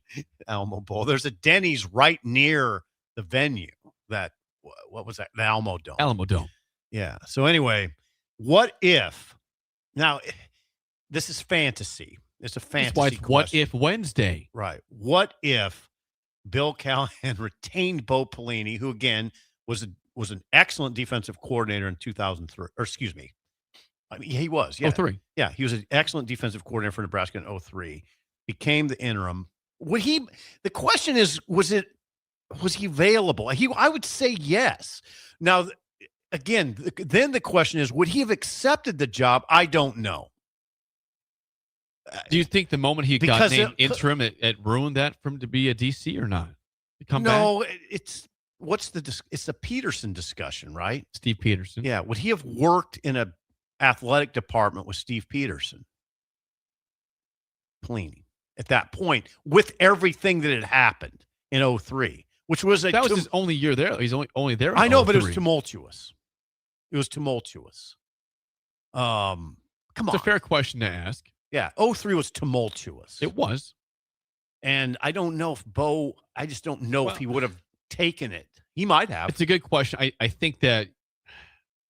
I'm trying to think back. That's a good question. How much does the AD matter in you sticking around with a new head coach? Yeah, and I mean, would the AD have directed Bill Callahan? No, you're not. No, you're not. We're not keeping Bo Pelini. Would that have happened? That'd be a shameful thing if that. I can't put that past Peterson, though. No, I wouldn't put it past Steve Peterson to do that. I think this is more of a discussion about Bill Callahan is an established head coach is going to bring his own guys. And Cosgrove and Bill are very close. He was bringing Cosgrove no matter what. Now, Cosgrove, again, I'm a big fan. I was a big fan of Kevin Cosgrove as an individual. We didn't work out. We had a fabulous relationship, but here's the issue. He was a Big Ten defensive coordinator that's thrown into what? This spread league. Yep. Where you're not using little linebackers, you're not in the box, you're all over the damn field. He wasn't built for that. Cosgrove was not built for that world. Sean would tell you that. And you know who was built for it? Bo Pelini. He figured it out. He figured that world out at a high level quickly. Defensively. It's a fun thought to think about. Oh, my God. It's fun because if you pair Bill Callahan and Bo Pelini, hello. You're in business. You are in business now. Well, with the talent think about they this, had? though. I mean, so it all collapsed on Cosgrove in 07. They weren't horrible in 05, 06 defensively, right? No. Like they were. Collapsed in 07. 04 was not great defense. 05, 06 was 04, you get a pass. That's why the team was good. They won 9 games in those years. And so that's, the defense was not great, but it wasn't bad. 07 was the real collapse when it all fell apart. Collapse city. I mean, as we mentioned, that Nebraska scored 51 points in a road game and lost by 2 touchdowns. They gave up 76 at Kansas. They could have scored 90 that day. Yeah, they really could have. Yeah, on and on. I mean, I don't have my media guy, which I could. I'd like to see those scores from 07. It's basketball scores. I mean, Nebraska beat K-State like 73-49 here in Lincoln. Yeah, they scored 73, but gave up 49. They gave up 49, but yeah, it got what about weird. the Joe Gans game? It got weird. It's like arena ball. It seriously was. But anyway, that's a fun thought. Enticing thought. Callahan, Pelini, wow. I mean, Bill could really run a recruiting operation, really run an offense. And it's just the defense. Someone says this is a good point. Says, why do we never talk about this? You brought up a point. No one ever talks about. I don't know the retention of Bo under Bill Callahan. I think it's as defensive coordinator. Here's why. And in this, listen, this is the problem with doing these things on the fly. It takes you a while to go back that far to and totally understand the nuances. I can't emphasize enough to you how tumultuous it was behind the scenes. And I don't think Peterson Pelini was a particularly strong relationship. Didn't seem so. I mean, and there's a lot that was going on that may have almost prohibited Bo from being retained. And I think the bottom line more is Bill Callahan was going to bring in his own staff. And Peterson wasn't going to go to him and say, you should keep this Pelini guy. I just don't think that was in the offing. as much as you wish, and I've wished this over. I coached the team to a 3 points allowed in a bowl game. I've wished this over the years at Nebraska many times. This sentiment, the sentiment being, just put all the crap aside and do what you got to do to win football games. Just stop the political nonsense. Yep. All right, just win. The fan base who goes to the games and pays wants to see victory. Just go to work and work. All right. Forget all the drama, the political drama that has mired this program for countless years now. All the drama.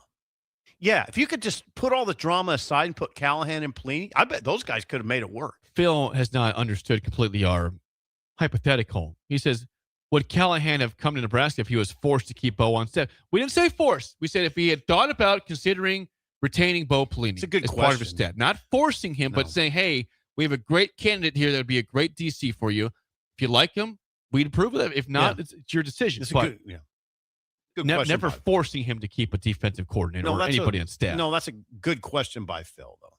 It is. No, this is a fantasy question, so you can build in your fantasy. No, this is just, here's what the fantasy is. Bill Callahan arrives. He has this guy, Kevin Cosgrove, who he's very close to, and Cosgrove has had a good career. But there's this Pelini guy who seems to be, what's the word I'm looking for?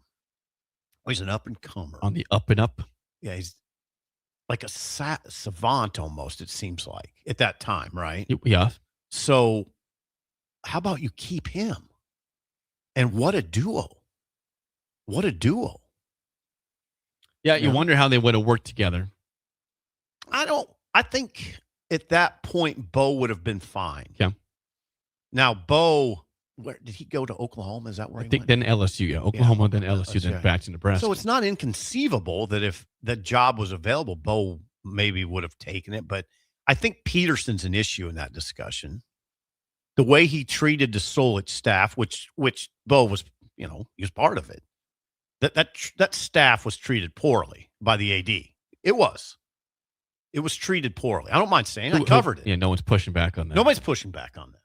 Bo was part of that staff. He saw it all.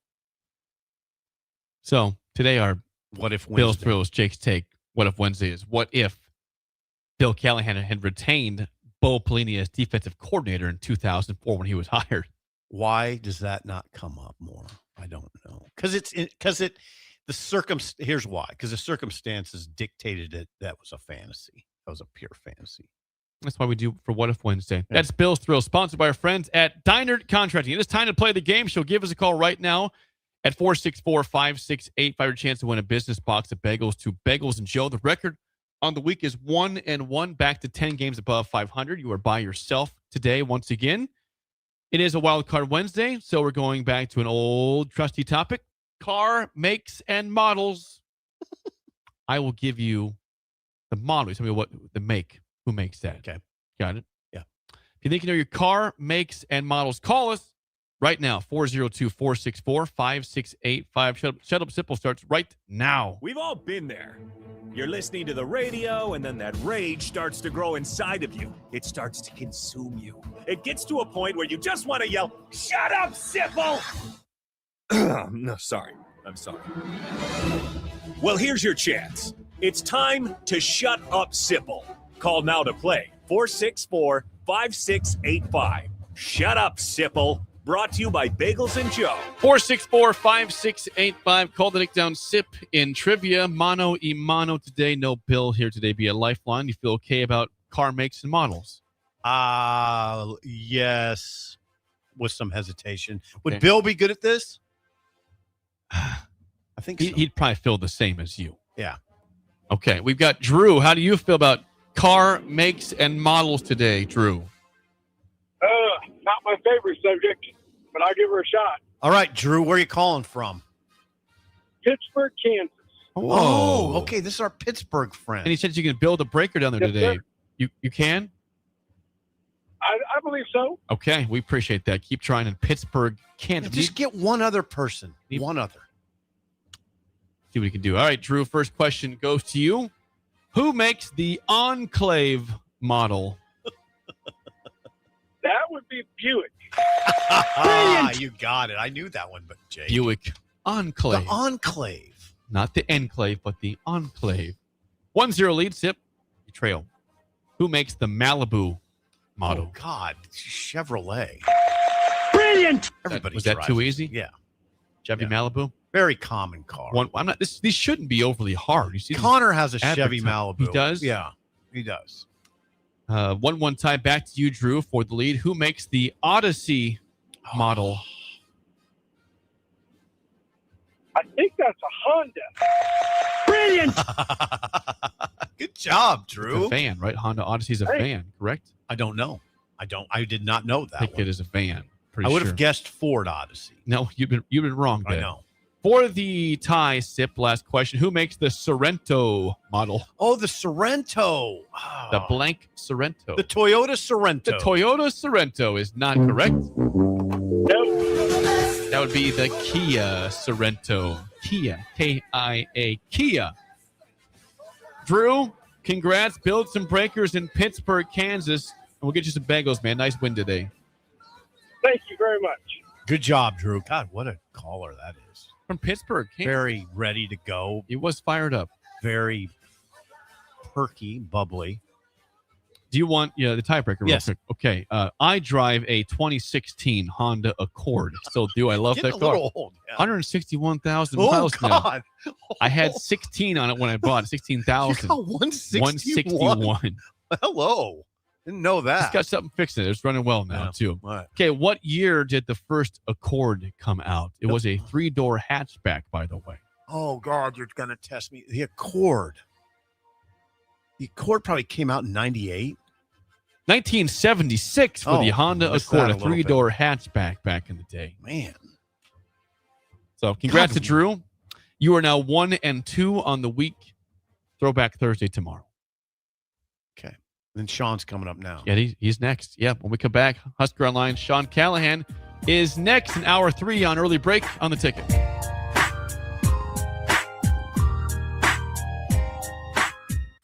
This is Lincoln's home for sports talk on the FM dial. Also online at theticketfm.com. On the internet. KNTK FM Firth, 93.7 The Ticket. You're listening to Early Break with Steve Sipple, Jake Sorensen, and Bill Busch. Sponsored by Pinnacle Bank on 93.7 The Ticket and theticketfm.com.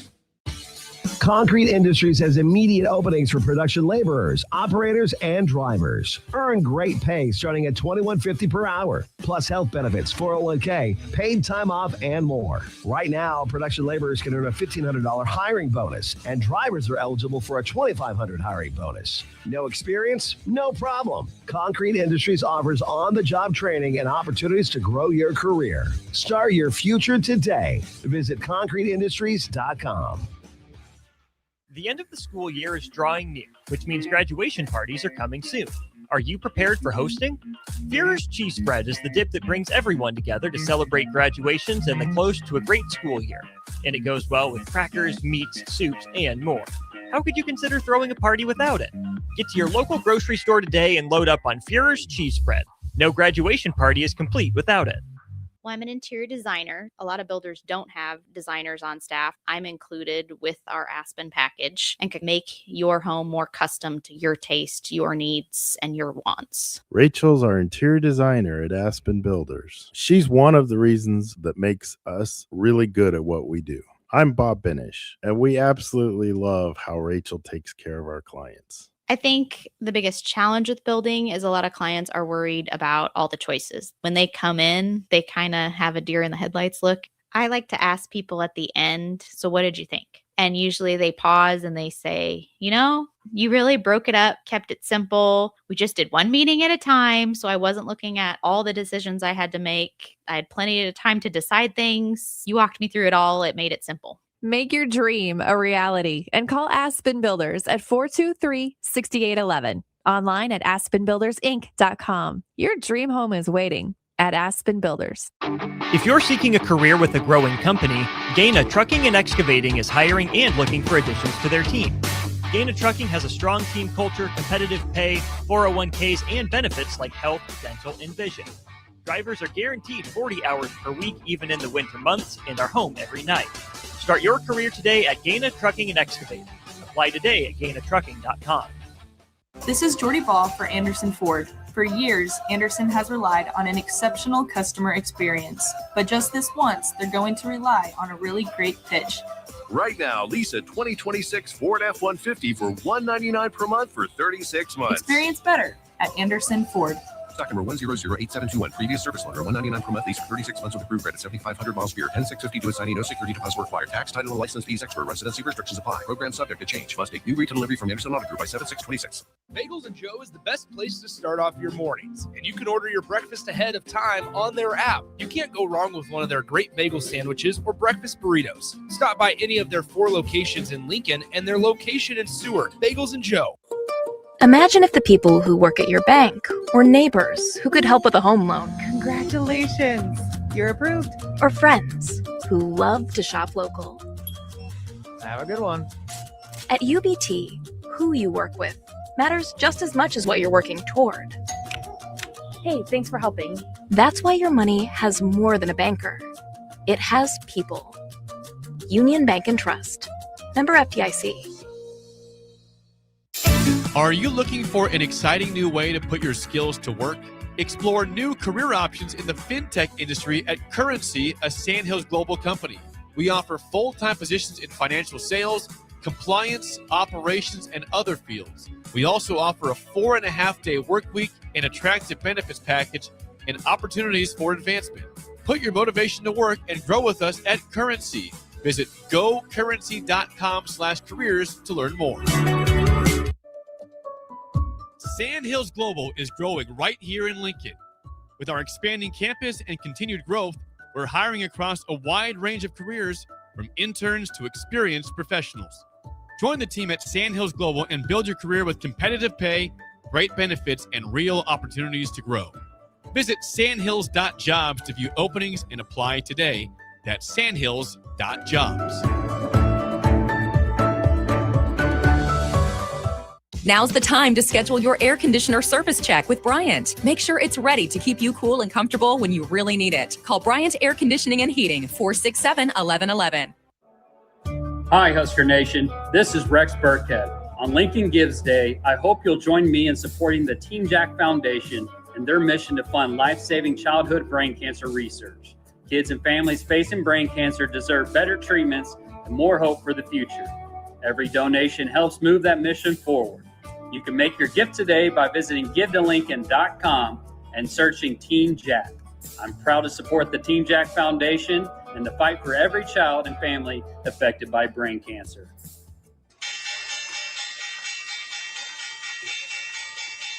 What does it mean to be rich? Maybe it's less about reaching a magic number and more about discovering the magic in life. I'm Ryan Buck, your Lincoln, Nebraska, Edward Jones financial advisor. Count on me for your financial strategies that can help support a life you love. Because the key to being rich is knowing what counts. Contact me today at 402-483-0377. Again, that's 402-483-0377. And let's find you rich. Edward Jones, member SIPC. Wake up, Lincoln. Good morning. Good morning. It's great to stay up late. It's time for Early Break. Sponsored by Nebco and Anderson Ford. Live from Lincoln, America. Here's 93.7 The Ticket's Jake Sorensen. I like Stone. Husker Online, Steve Sipple. And here comes a sandwich from God. And longtime college football assistant coach, Bill Busch. Hey, somebody grab me a mocha quick, would you? This is Early Break.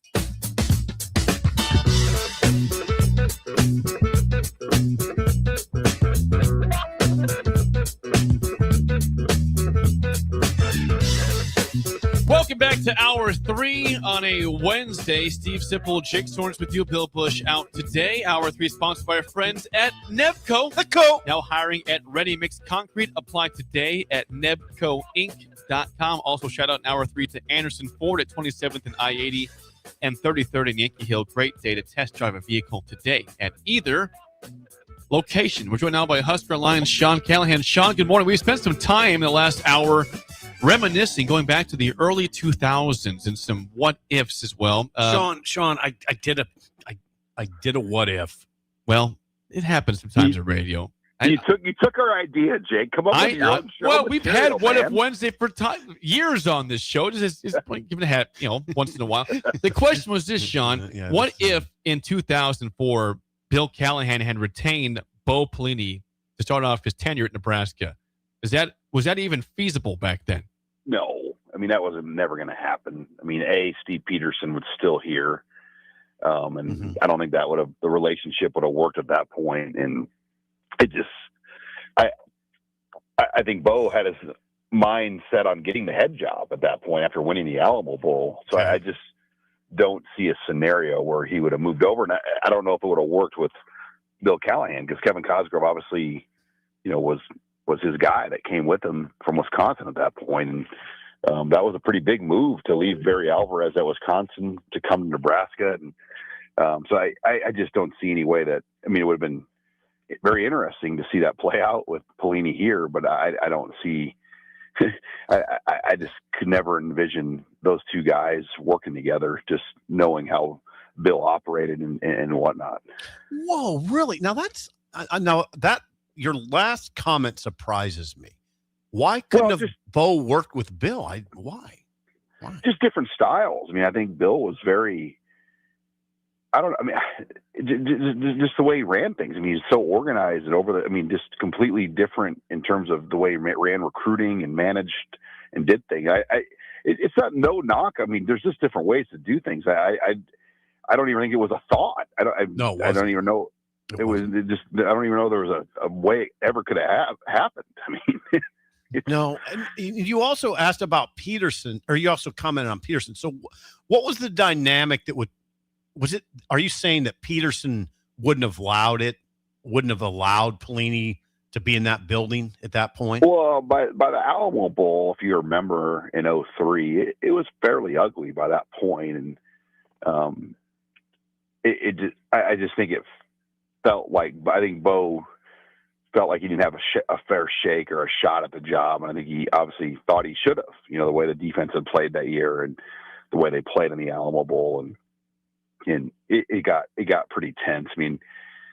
I heard a story from a player that saw this directly. Like after they won the game, they threw a huge party at the hotel, like the players in San Antonio. In San Antonio. At the Alamo Bowl. And they room charged everything, and Peterson marched up in the morning and said, "What is this?" And Boda said, "I don't know, Steve, you take care of it." And so I don't see any scenario where he's been retained. Hey, Sean, why was Jeff Smoker in Denny's the night before the Alamo Bowl in 2003? It wasn't the night before. It wasn't? Sip's memory says it was. It was a few nights. We were there, Sip. Sip and I traveled on that trip together. It was like it wasn't the night before. It was early. It was like early in the bowl prep week. It wasn't the night before. It's a better story that it was the night before. Was it 2 nights before by any chance? Close to it might have been 2 or 3 nights before. We were there for like a week. Yeah. And I remember I just had gotten hired full time by On3, or it was Rivals and Husker Illustrated back then. And so I just learned. It was like literally the first week of my full-time career, and Simple's like, "All right, we're done working. Let's go eat at Denny's." This sounds right, Sean. This is what I've signed up for here, and we go to Denny's. And we're like, "Holy cow, Jeff Smoker's right next to us at Denny's in sweatpants." And you said, if we talked to him, you quoted him in your column. I think I did. You quoted him from Denny. Straight to the source, outside the regular media play. I love it. Quoted him from Denny. That was a nice Denny's, though, didn't you think? It still exists. I think when my family, we went to San Antonio for a vacation last summer. Yeah. And I said, "Hold on, Lisa, take a picture of that Denny's." And I took a picture of it. It's still there. Still rolling. That's amazing that it's still there, because, Sean, that was 2003. 24 years ago. God, still rolling. Yeah, it's still, the Denny's is still, the Jeff Smoker Denny's still lives on. It's just blocks from the Alamo Dome, if I recall, right? The other part about that trip that was legendary was they had like a team fiesta party with both teams at it. And Michigan State's players started to like surround Jamal Lord and kind of talk smack to him and try to intimidate him. Because Michigan State had they had some rough and tough dudes on that team. Sure. Richie Incognito sees what's going on, and he just bowls in there and he picks up a chair and he threw it across the banquet hall, and it turned into a pushing in the scuffle. But there were no cell phone cameras or no one has that on camera, but it was quite a trip.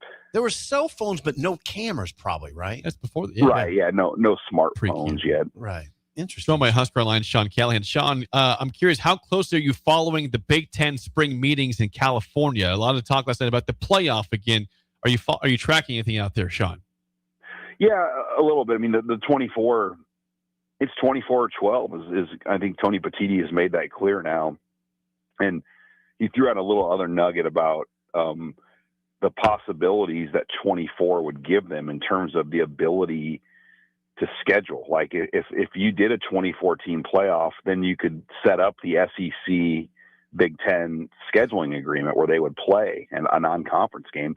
It would allow you to play more aggressive regular season matchups, knowing that it's not going to affect you and ding you for the playoffs. And now with a 12 team or, even a 4 team in the past, it was, you were really risking a lot playing a non-conference game and taking a loss early in the year that could maybe take you out of contention if you lost to an SEC team. So that would be something to look at. But now if we stick at 12 and the SEC is now at 9 conference games plus a Power 4 non-con game, who knows? The SEC is like, we're just going to go back to 8 conference games at this point because I do think them going to 9 is going to really hurt their overall records across. Naturally, you're going to add that many more losses to the league, and you're not going to have near as many teams that record-wise probably look as good as they looked before. Sean, I guess we've talked about this a little bit last night, but if you're Troy Dannon, the Nebraska AD, or Matt Rule, the Nebraska head coach, how many teams do you want in a playoff? Of these? 24. 24. Because? Because, look, who did Nebraska play in Las Vegas this last year, guys? Utah. Well, Utah would have been in a 2014 playoff. Okay. Who did Nebraska play on Black Friday this year? Iowa.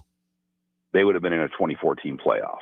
Okay. And so you start to look at it like that. You're like, well, Nebraska can get to that. They're not that far from it. I know it feels like they are because we live this day to day and we have to deal with all the, just the different things we deal with here. But they weren't as far off from getting to that as people want to think. A couple years ago when Matt Rule had Dylan Raiola as a true freshman, they lost a very close game to Illinois, which would have been a 2014 playoff team. And they easily should have won that game. They almost knocked off Ohio State in Columbus.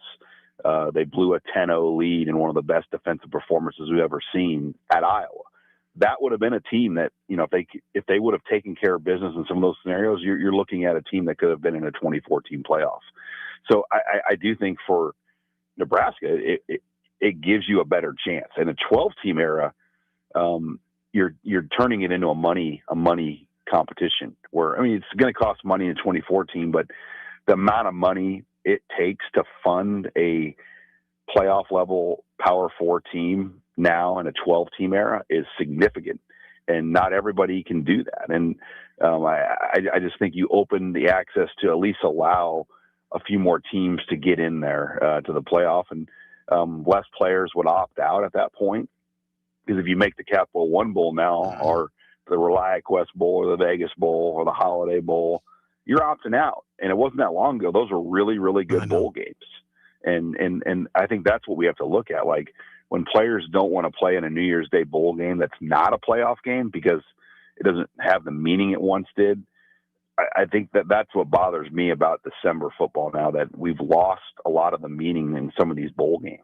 Well, I was just going to ask you, loaded question, but isn't a drawback of a 24-team playoff field, isn't one drawback the further diminishment of the bowls where the Capital One, the Gator, the Music City, those now become almost, inconsequential? You could argue that that's already happened. I mean, because unless you get a regional team that is within driving distance, it's really hard to get a lot of fans to travel to some of these bowl games. Now, if you're asking people, buy flights and whatnot for something like it, it used to be you get 20,000 fans to fly somewhere because there was only a 14 playoff at that point, or even just a BCS national championship game. So some of those games actually felt like a playoff level matchup. But it doesn't have that same feeling anymore. Like Michigan, Texas, in Orlando on paper, phenomenal game this year. Mm-hmm. But you had Sharon Moore that, and I guess he was out. He coached that game, didn't he? I'm getting my bowls. No, he was out. He was out. I'm sorry. He was out because they had gotten Whittingham brought in. But yeah, it just, these games, some of these games just don't have the same feel they once did. And they still draw a television rating, but can you imagine if it's a playoff level matchup with full rosters, what would the ratings be in those situations? But yeah, those communities that have had these bowl games, I mean, that's the other elephant in the room. Like, is there a way to figure it out? I don't know if there is, because I do think the more playoff games you add, the more home site games you probably need to have, and the less neutral, because neutral site games aren't really that good for the fans. I mean, it's just too expensive in the month of December to travel, and you might deal with weather when you're traveling, and it's just not ideal to ask 70,000 people to go to a neutral site playoff matchup. Is this a data point discussion in that, Sean, for years, we say, God, Nebraska's just got to get back to a bowl. And now the discussion is now they got to get to a better bowl. But what happens if they go to a 2014 field? What is that conversation, that data point we always point to, does that just go away almost? You just got to get to the playoff now. Yes and no. I mean, I think it's more attainable. Like 8-4, you're going to be pretty close to it, if not in it. And 8-4 is very attainable. Right now. So I do still think bowl games will exist. ESPN's going to need the programming. They don't want to start airing college basketball in December. And college basketball in December is not really good basketball yet. You have a lot of lower level games. You got to deal with final exams week. Mm-hmm. There's just not much to air. And so there will be a form of something football on ESPN in December, either the current bowl games or whatever they come up with. But that's the other part. ESPN makes so much money off the month of December because they need the football games to go between Tuesday and Sunday. You have Monday Night Football, and then they play these bowl games on Tuesday, Wednesday, Thursday, Friday, Saturday, and then they go back to NFL Sunday, NFL Monday. So that's really what the bowl lineup is for ESPN. It's a way to kind of put it between the NFL for an entire month before the NFL playoffs begin. It's just inventory is what you're talking Absolutely about. Absolutely it is. Why not just have the players engage in game shows or something? No, you don't have to play. People would watch that. We're going to do Price is Right between Ohio State and Michigan. Okay. Well, what's that? They have simulator golf now on ESPN. That's really slow. Like the TGL. Tiger Woods is playing with his son on a simulator, and I mean, there's nothing on. But December college basketball is the other issue. There's just not a lot of good inventory for ESPN, and people aren't watching college basketball yet in December. Not really, are they? No. Sean, always good stuff. Thank you for the time. We'll chat with you again next week. All right. And make sure Sipple tells more Jeff Smoker Denny stories. Yeah. Make sure we get the dates right on that, too. Thanks, Sean. Thanks, guys. North Carolina, Sean Callahan. Yeah. Jeff Smoker. He says it was not the night before the game. Do you trust your memory or Sean's? You checked out in 1985, you said. I mean, two nights before. It was close to the game. It was. So did you quote him? Like say, it seems like I did in a column. Did you say Jeff Smoker, who I sat with at Denny's, had this to say? I didn't sit with him. I ran into him. Did you mention Denny's in? I think I did. I could go back and look at that column. Find that. Yeah, we could look at that. It's archived. Those columns are archived. I ran into Jeff Smoker at Denny's and had a couple questions for him. Sure. I mentioned that we were at Denny's and saw Smoker. He scared the Bullocks brothers, Jeff. Josh has 10 picks this year. Ready for that? That's a good defense, Nebraska. Well, Josh Bullocks had 10 interceptions that season. It's a great career he had in 1 year. Think about what 10 picks in one season for Josh Bullocks. Think about that. Nebraska's pass defense was extraordinary that year. Did they have Fabian that year?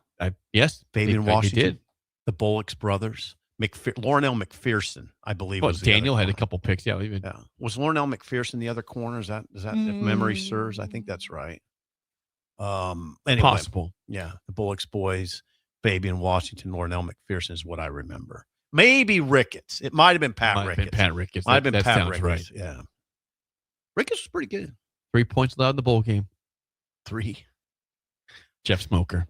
Tough. He teams. played in the league for a while. Jeff Smoker was an NFL quarterback backup for several years. That was John L. Smith, right? Yes.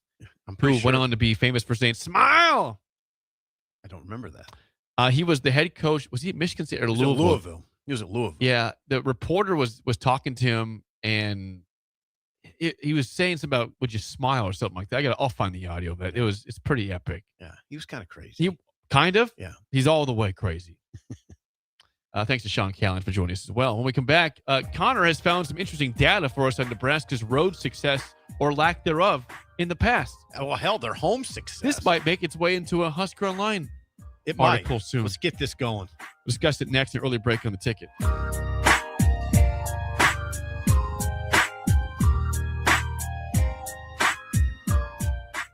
You're listening to Early Break with Steve Sipple, Jake Sorensen, and Bill Busch. Sponsored by Nebco and Anderson Ford on 93.7 The Ticket and theticketfm.com.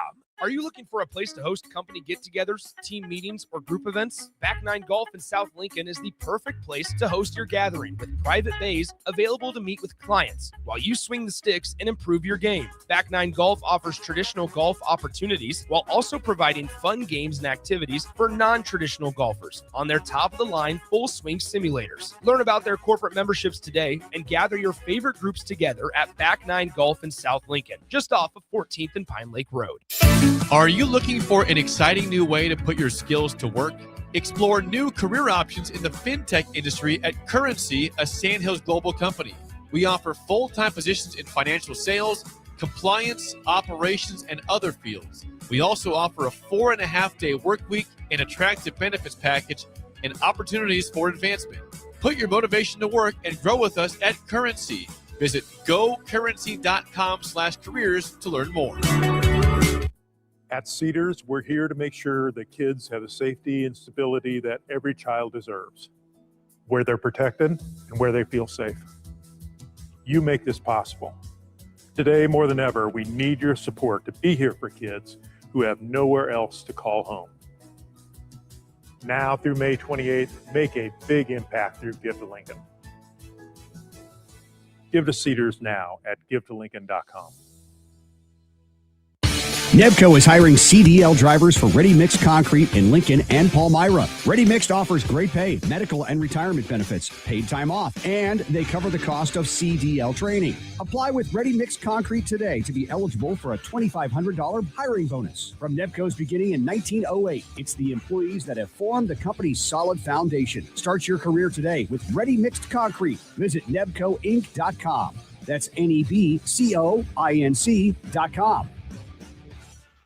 Welcome summer with Red, White, and Barbecue. Hog Wild will be open this Memorial Day from 11 a.m. until 8 p.m., serving up our award-winning barbecue. Pick up a slab of slow-smoked ribs or a family pack loaded with your favorite choice of meats and sides, complete with buns and our famous barbecue sauce. Enjoy the holiday with family and friends and let Hog Wild do the cooking. Order online at gohogwild.com. Hog Wild Pit Barbecue, 3210 Cornhusker Highway in Lincoln. But don't be late, we close at 8. Hey USA, it's your 250th birthday, and Amigos brings the party. The Yankee Burrito is back. And what's more American than a hot dog? In a crispy tortilla. This summer, the All-American Twist is back too, for just $3.99. There's festive layers of red slushy, white soft serve, and blue slushy, with whipped cream and a cherry on top. Celebrate freedom, flavor, and fun in every bite, with a Yankee Burrito and All-American Twist. Only at Amigos. When tacos and quesadillas join forces at Amigos, something seriously delicious happens. Quesadilla tacos. Crispy on the outside, Gooey on the inside, folded taco style, and stuffed with bold seasoned flavor. It's like your favorite quesadilla and taco teamed up for the ultimate spring fling. With Tex-Mex, chicken, supreme, or steak, Amigos has a quesadilla taco for everyone. So hurry in. This tasty collab is here for a limited time only. Get the ultimate flavor fusion with quesadilla tacos at Amigos. 93.7 The Ticket, Fox, KFXL weather. Sponsored by John Henry's Plumbing, Heating, and Air Conditioning. Your Lincoln forecast for today, we'll see partly sunny skies and light winds with an afternoon high around 63. Tonight, a chance of showers, otherwise mostly cloudy skies, the low around 45. And tomorrow, a continued chance of showers, otherwise mainly cloudy with a high near 61. I'm meteorologist Kyle Flecker from 93.7 The Ticket and theticketfm.com.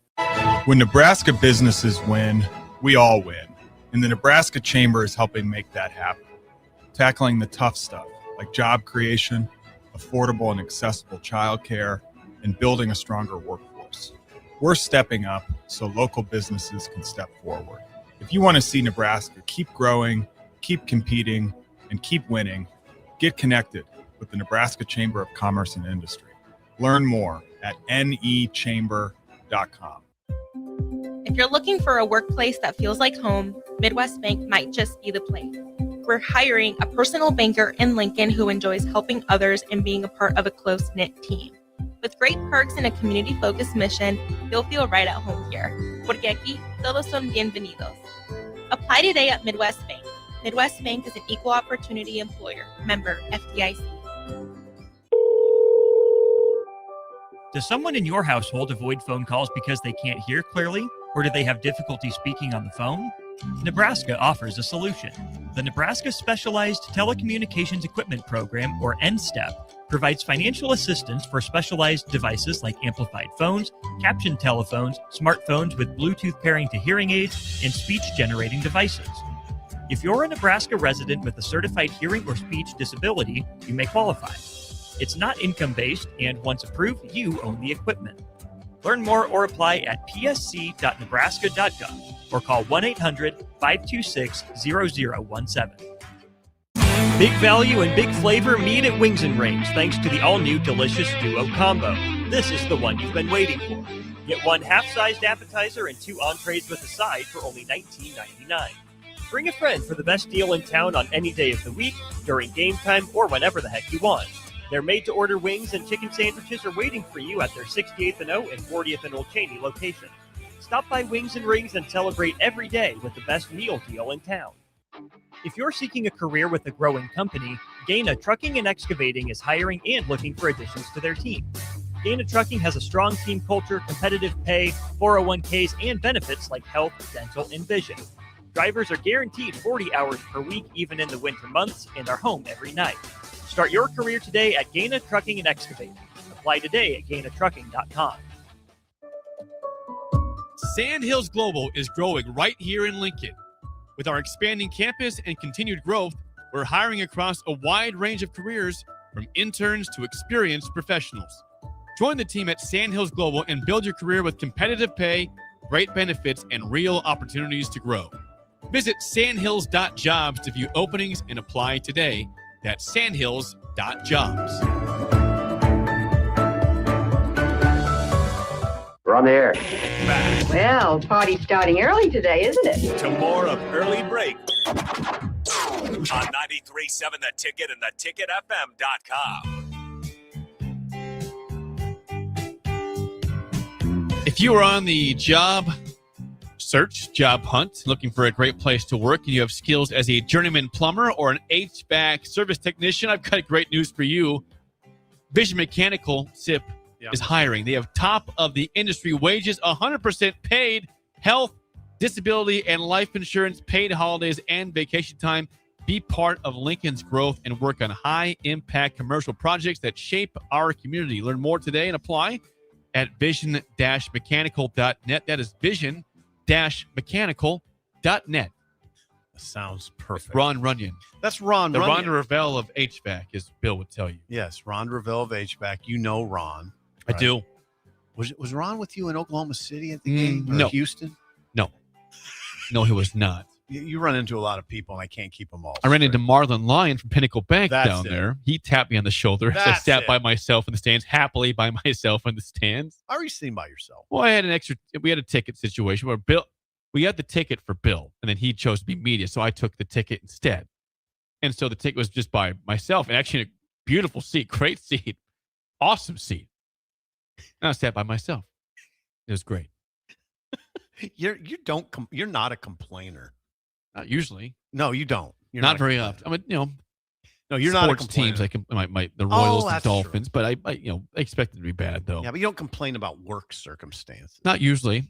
Before I get to a stat from Connor, Farley informed me he went fishing yesterday. Okay. Caught absolutely nothing at Oak Lake, not Branched Oak. We're talking Oak Lake, the one by I-180 over here. Right over here. Yeah, right across the bridge. They were there for about a half hour. Said I might have caught a rock at one point, but there's no fish in the lake. I think that's the second time in the last 10 days he's gone fishing with no luck. Where's he fishing? Why is he going to Oak Lake? He needs some tips. Has anybody ever been to Oak? I've been to Oak Lake. They have a playground there, I believe. Do they not? Yes, and there's people fish over there. They do fish. Oh yes. I've never noticed that. Oh yes, common. I bet if you guys drove over there tonight and parked on the south side of the lake, you could take Scotland. There's a bridge you could walk her over. I know where Oak Lake's at now. The only time I'm not trying to take a shot. It's not like a shot at Oak Lake. The only time you hear about Oak Lake is that's where the fireworks are at for Uncle Sam's It does Jam. really seem you're diminishing Oak Lake for July some reason. 3rd. They always have the fireworks show at Oak Lake. Yeah, I don't know what your issue is with Oak Lake. I'm not trying to take a shot. You see it every time you drive to the airport or drive north to Omaha.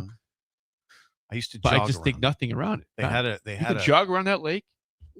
No, I mean that's a jogging route that I had, but it went by Oak Lake. But no, I wouldn't jog around the lake per se. Okay.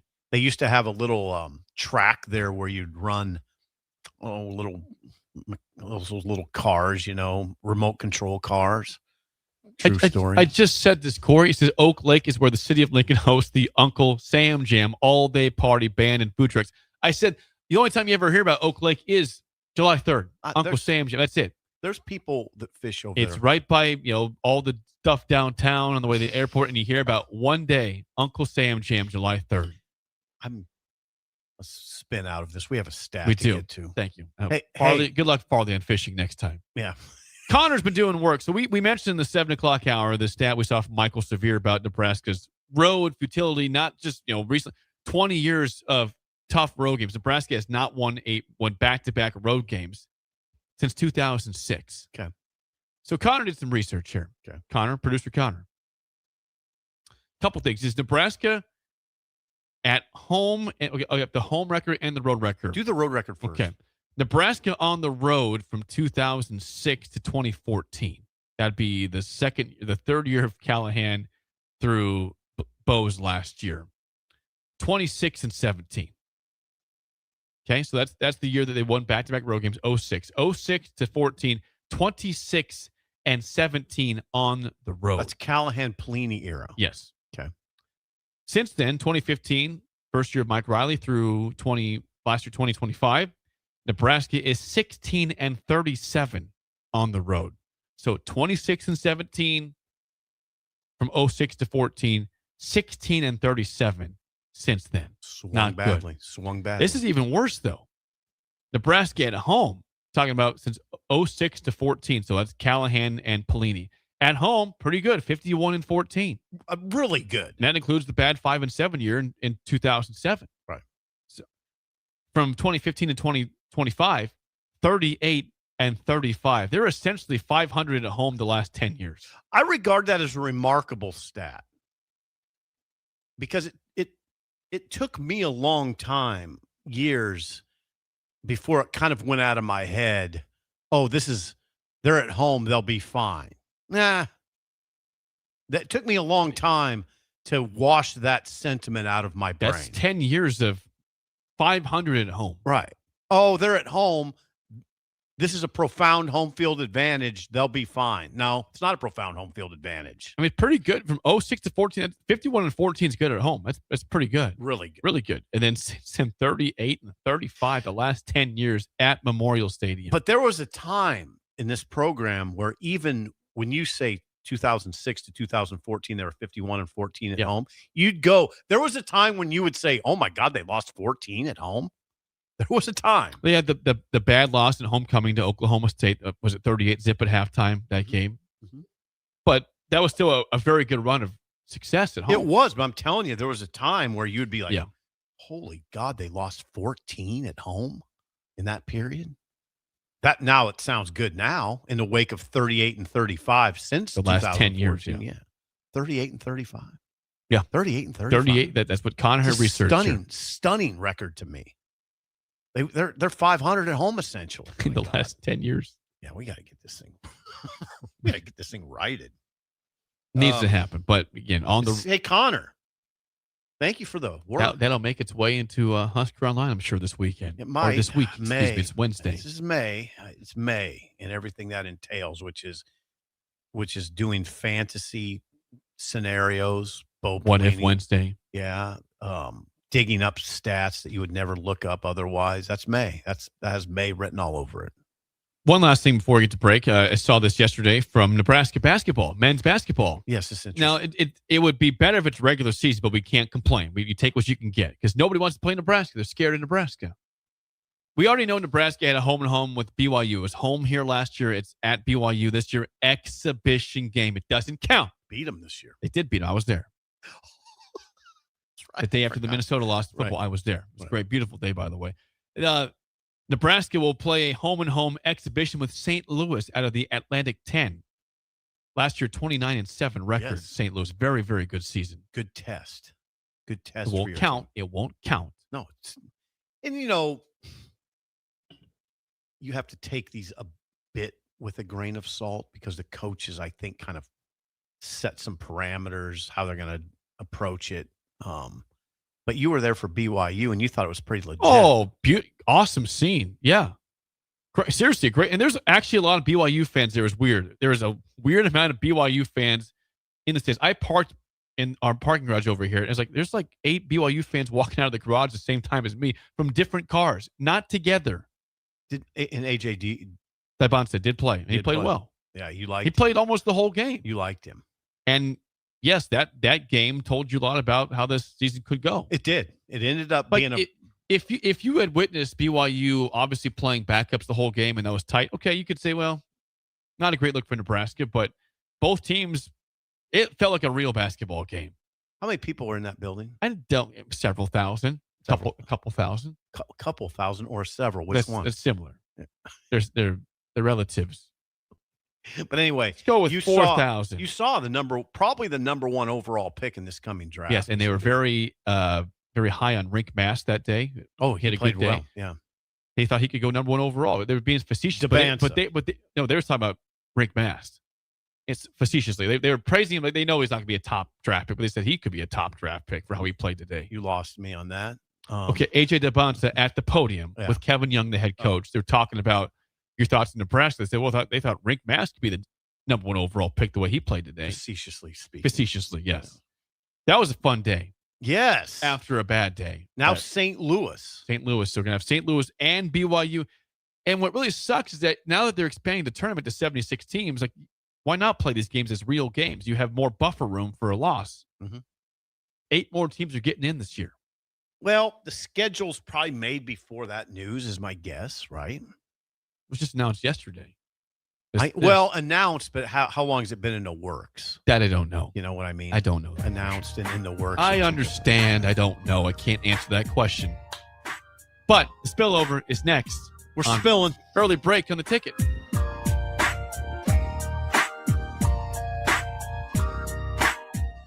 You're listening to Early Break with Steve Sipple, Jake Sorensen, and Bill Busch. Presented by NIPCO on 93.7 The Ticket and theticketfm.com.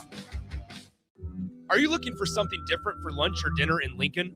Big 8 is now open at 1226 P Street, serving seafood boils and Asian cuisine. Get your hands messy with fresh, flavorful seafood boils, hot, cold, and made to share. Or enjoy classic Chinese and Asian dishes, perfect for lunch, dinner, or a night out with friends and family. Big flavors, generous portions, and a brand new dining experience. Big 8, now open in Lincoln. This is Jordy Ball for Anderson Ford. For years, Anderson has relied on an exceptional customer experience. But just this once, they're going to rely on a really great pitch.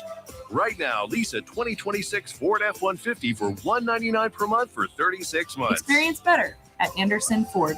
Stock number 1008721. Previous service loaner. $199 per month. Lease for 36 months with approved credit. 7,500 miles per year. 10,650 to assignee. No security deposit required. Tax, title, and license fees extra. Residency restrictions apply. Program subject to change. Must take new retail delivery from Anderson Auto Group by 7/6/26. Lincoln is full of great golf courses in a state that is getting national recognition for exceptional golf. Friend Country Club is worth the drive, just 40 minutes from Lincoln and home to one of the state's most respected 9-hole courses. Enjoy their restaurant with popular items like a 14-ounce ribeye, 10-ounce sirloin, or chicken fried steak. Open Thursday through Saturday from 5:30 to 10 p.m. Expand your horizons with a trip to Friend Country Club, just 40 minutes southwest of Lincoln. It's worth a visit. Life happens. Unexpected bills, tough choices. Your car needs repairs, but your child needs new shoes. What do you decide? At Nebraska Children and Families Foundation, they help families before small problems become breaking points.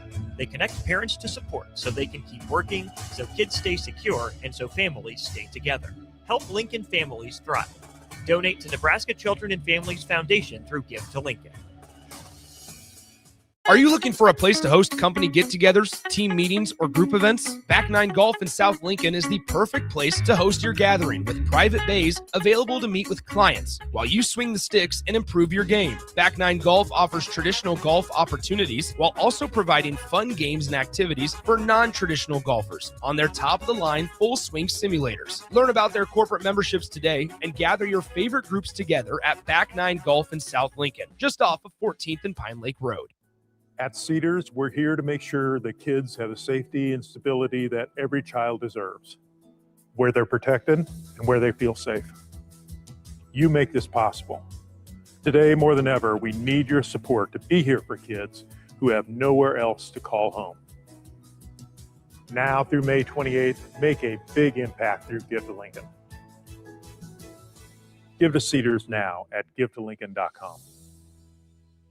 Things that impair you come in many different shapes and sizes. Some are the shape of beer and liquor bottles. Others look like cigarettes but aren't cigarettes at all. These are the things we know impair us, the things our parents warned us about. What we're not always aware of is our new prescription or the over-the-counter medicine we picked up just for allergies or a bad cold. See, it doesn't just matter how much of a substance you take. If you are impaired, driving is deceptively dangerous. Don't drive impaired. Paid for by the NDOT Highway Safety Office. Nebraska is changing, and the decisions we make today will define what's next. The Nebraska Chamber Foundation has uncovered powerful insights about our state's strengths and opportunities. But this data only matters when it leads to action. That's why we've launched Go Big Future, a campaign to put these insights into the hands of leaders, communities, and decision makers across this great state. Our future won't just happen by accident. We must build it together. Visit gobigfuture.com to learn more. In communities like ours, local relationships still matter. At Insight Partners, we believe we are better together. That's why insurance agencies across the Midwest have joined Insight Partners to better serve local customers and communities with all their insurance needs. From personal to commercial or specialty insurance, your local Insight Partners team is here to help protect what matters most. Insight Partners, better together. Learn more at myinspartners.com.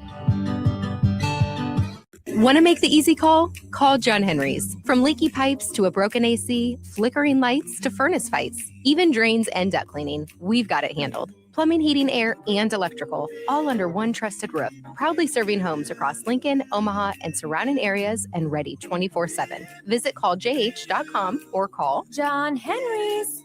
435-5555. John Henry's Plumbing, Heating and Air, and Electrical. At Schwezo Construction, safety isn't just a policy, it's a promise. Build with us.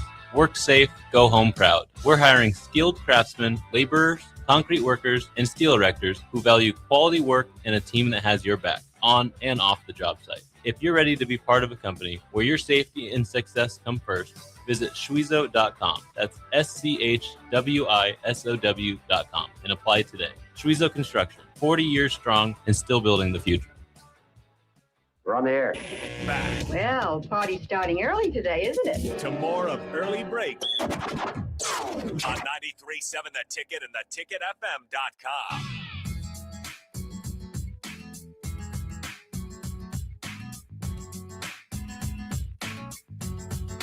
It is time for the spillover, sponsored by Raising Cane's Chicken Fingers. You need the perfect graduation gift sip?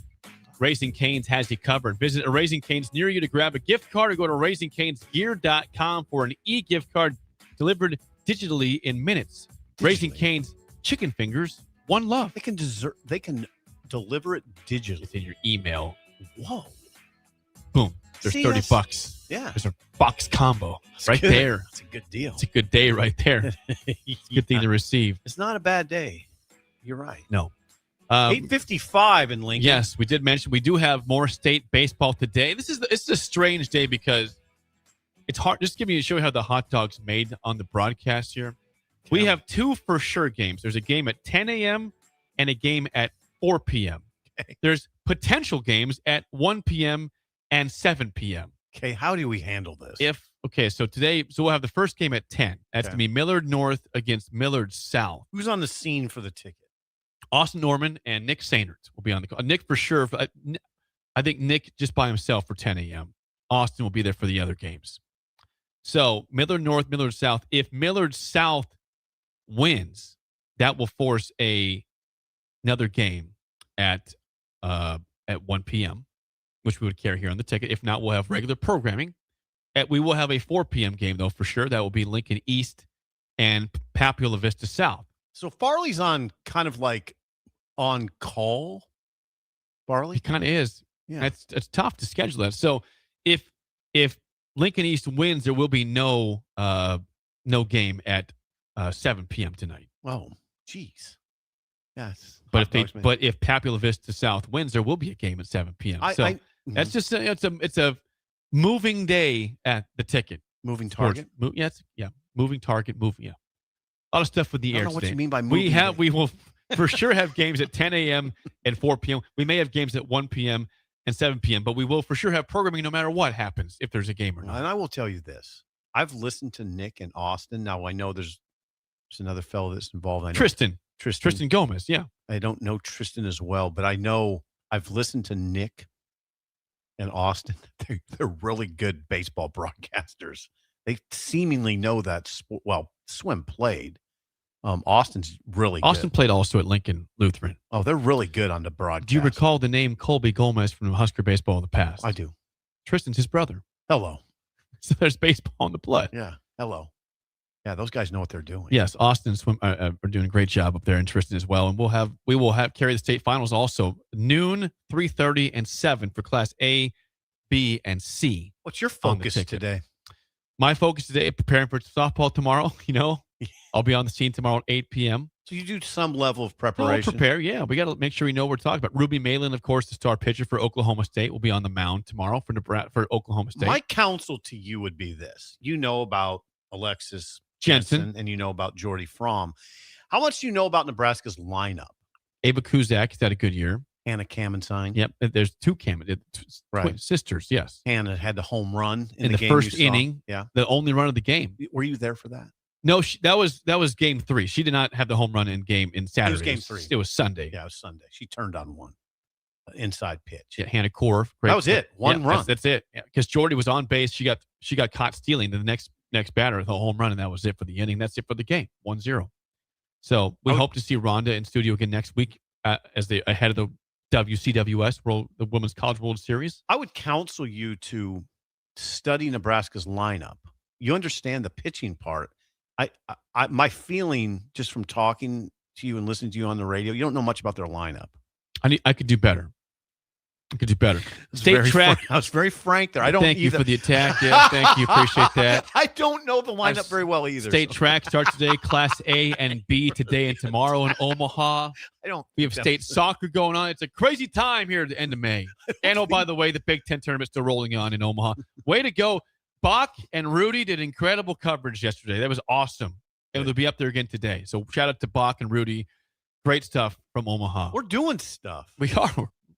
The tickets everywhere. Yep. We're everywhere. Yep. That's it for us. The drive is next. And then 10 a.m. Millard North, Millard South in Class A baseball. We will see you guys tomorrow.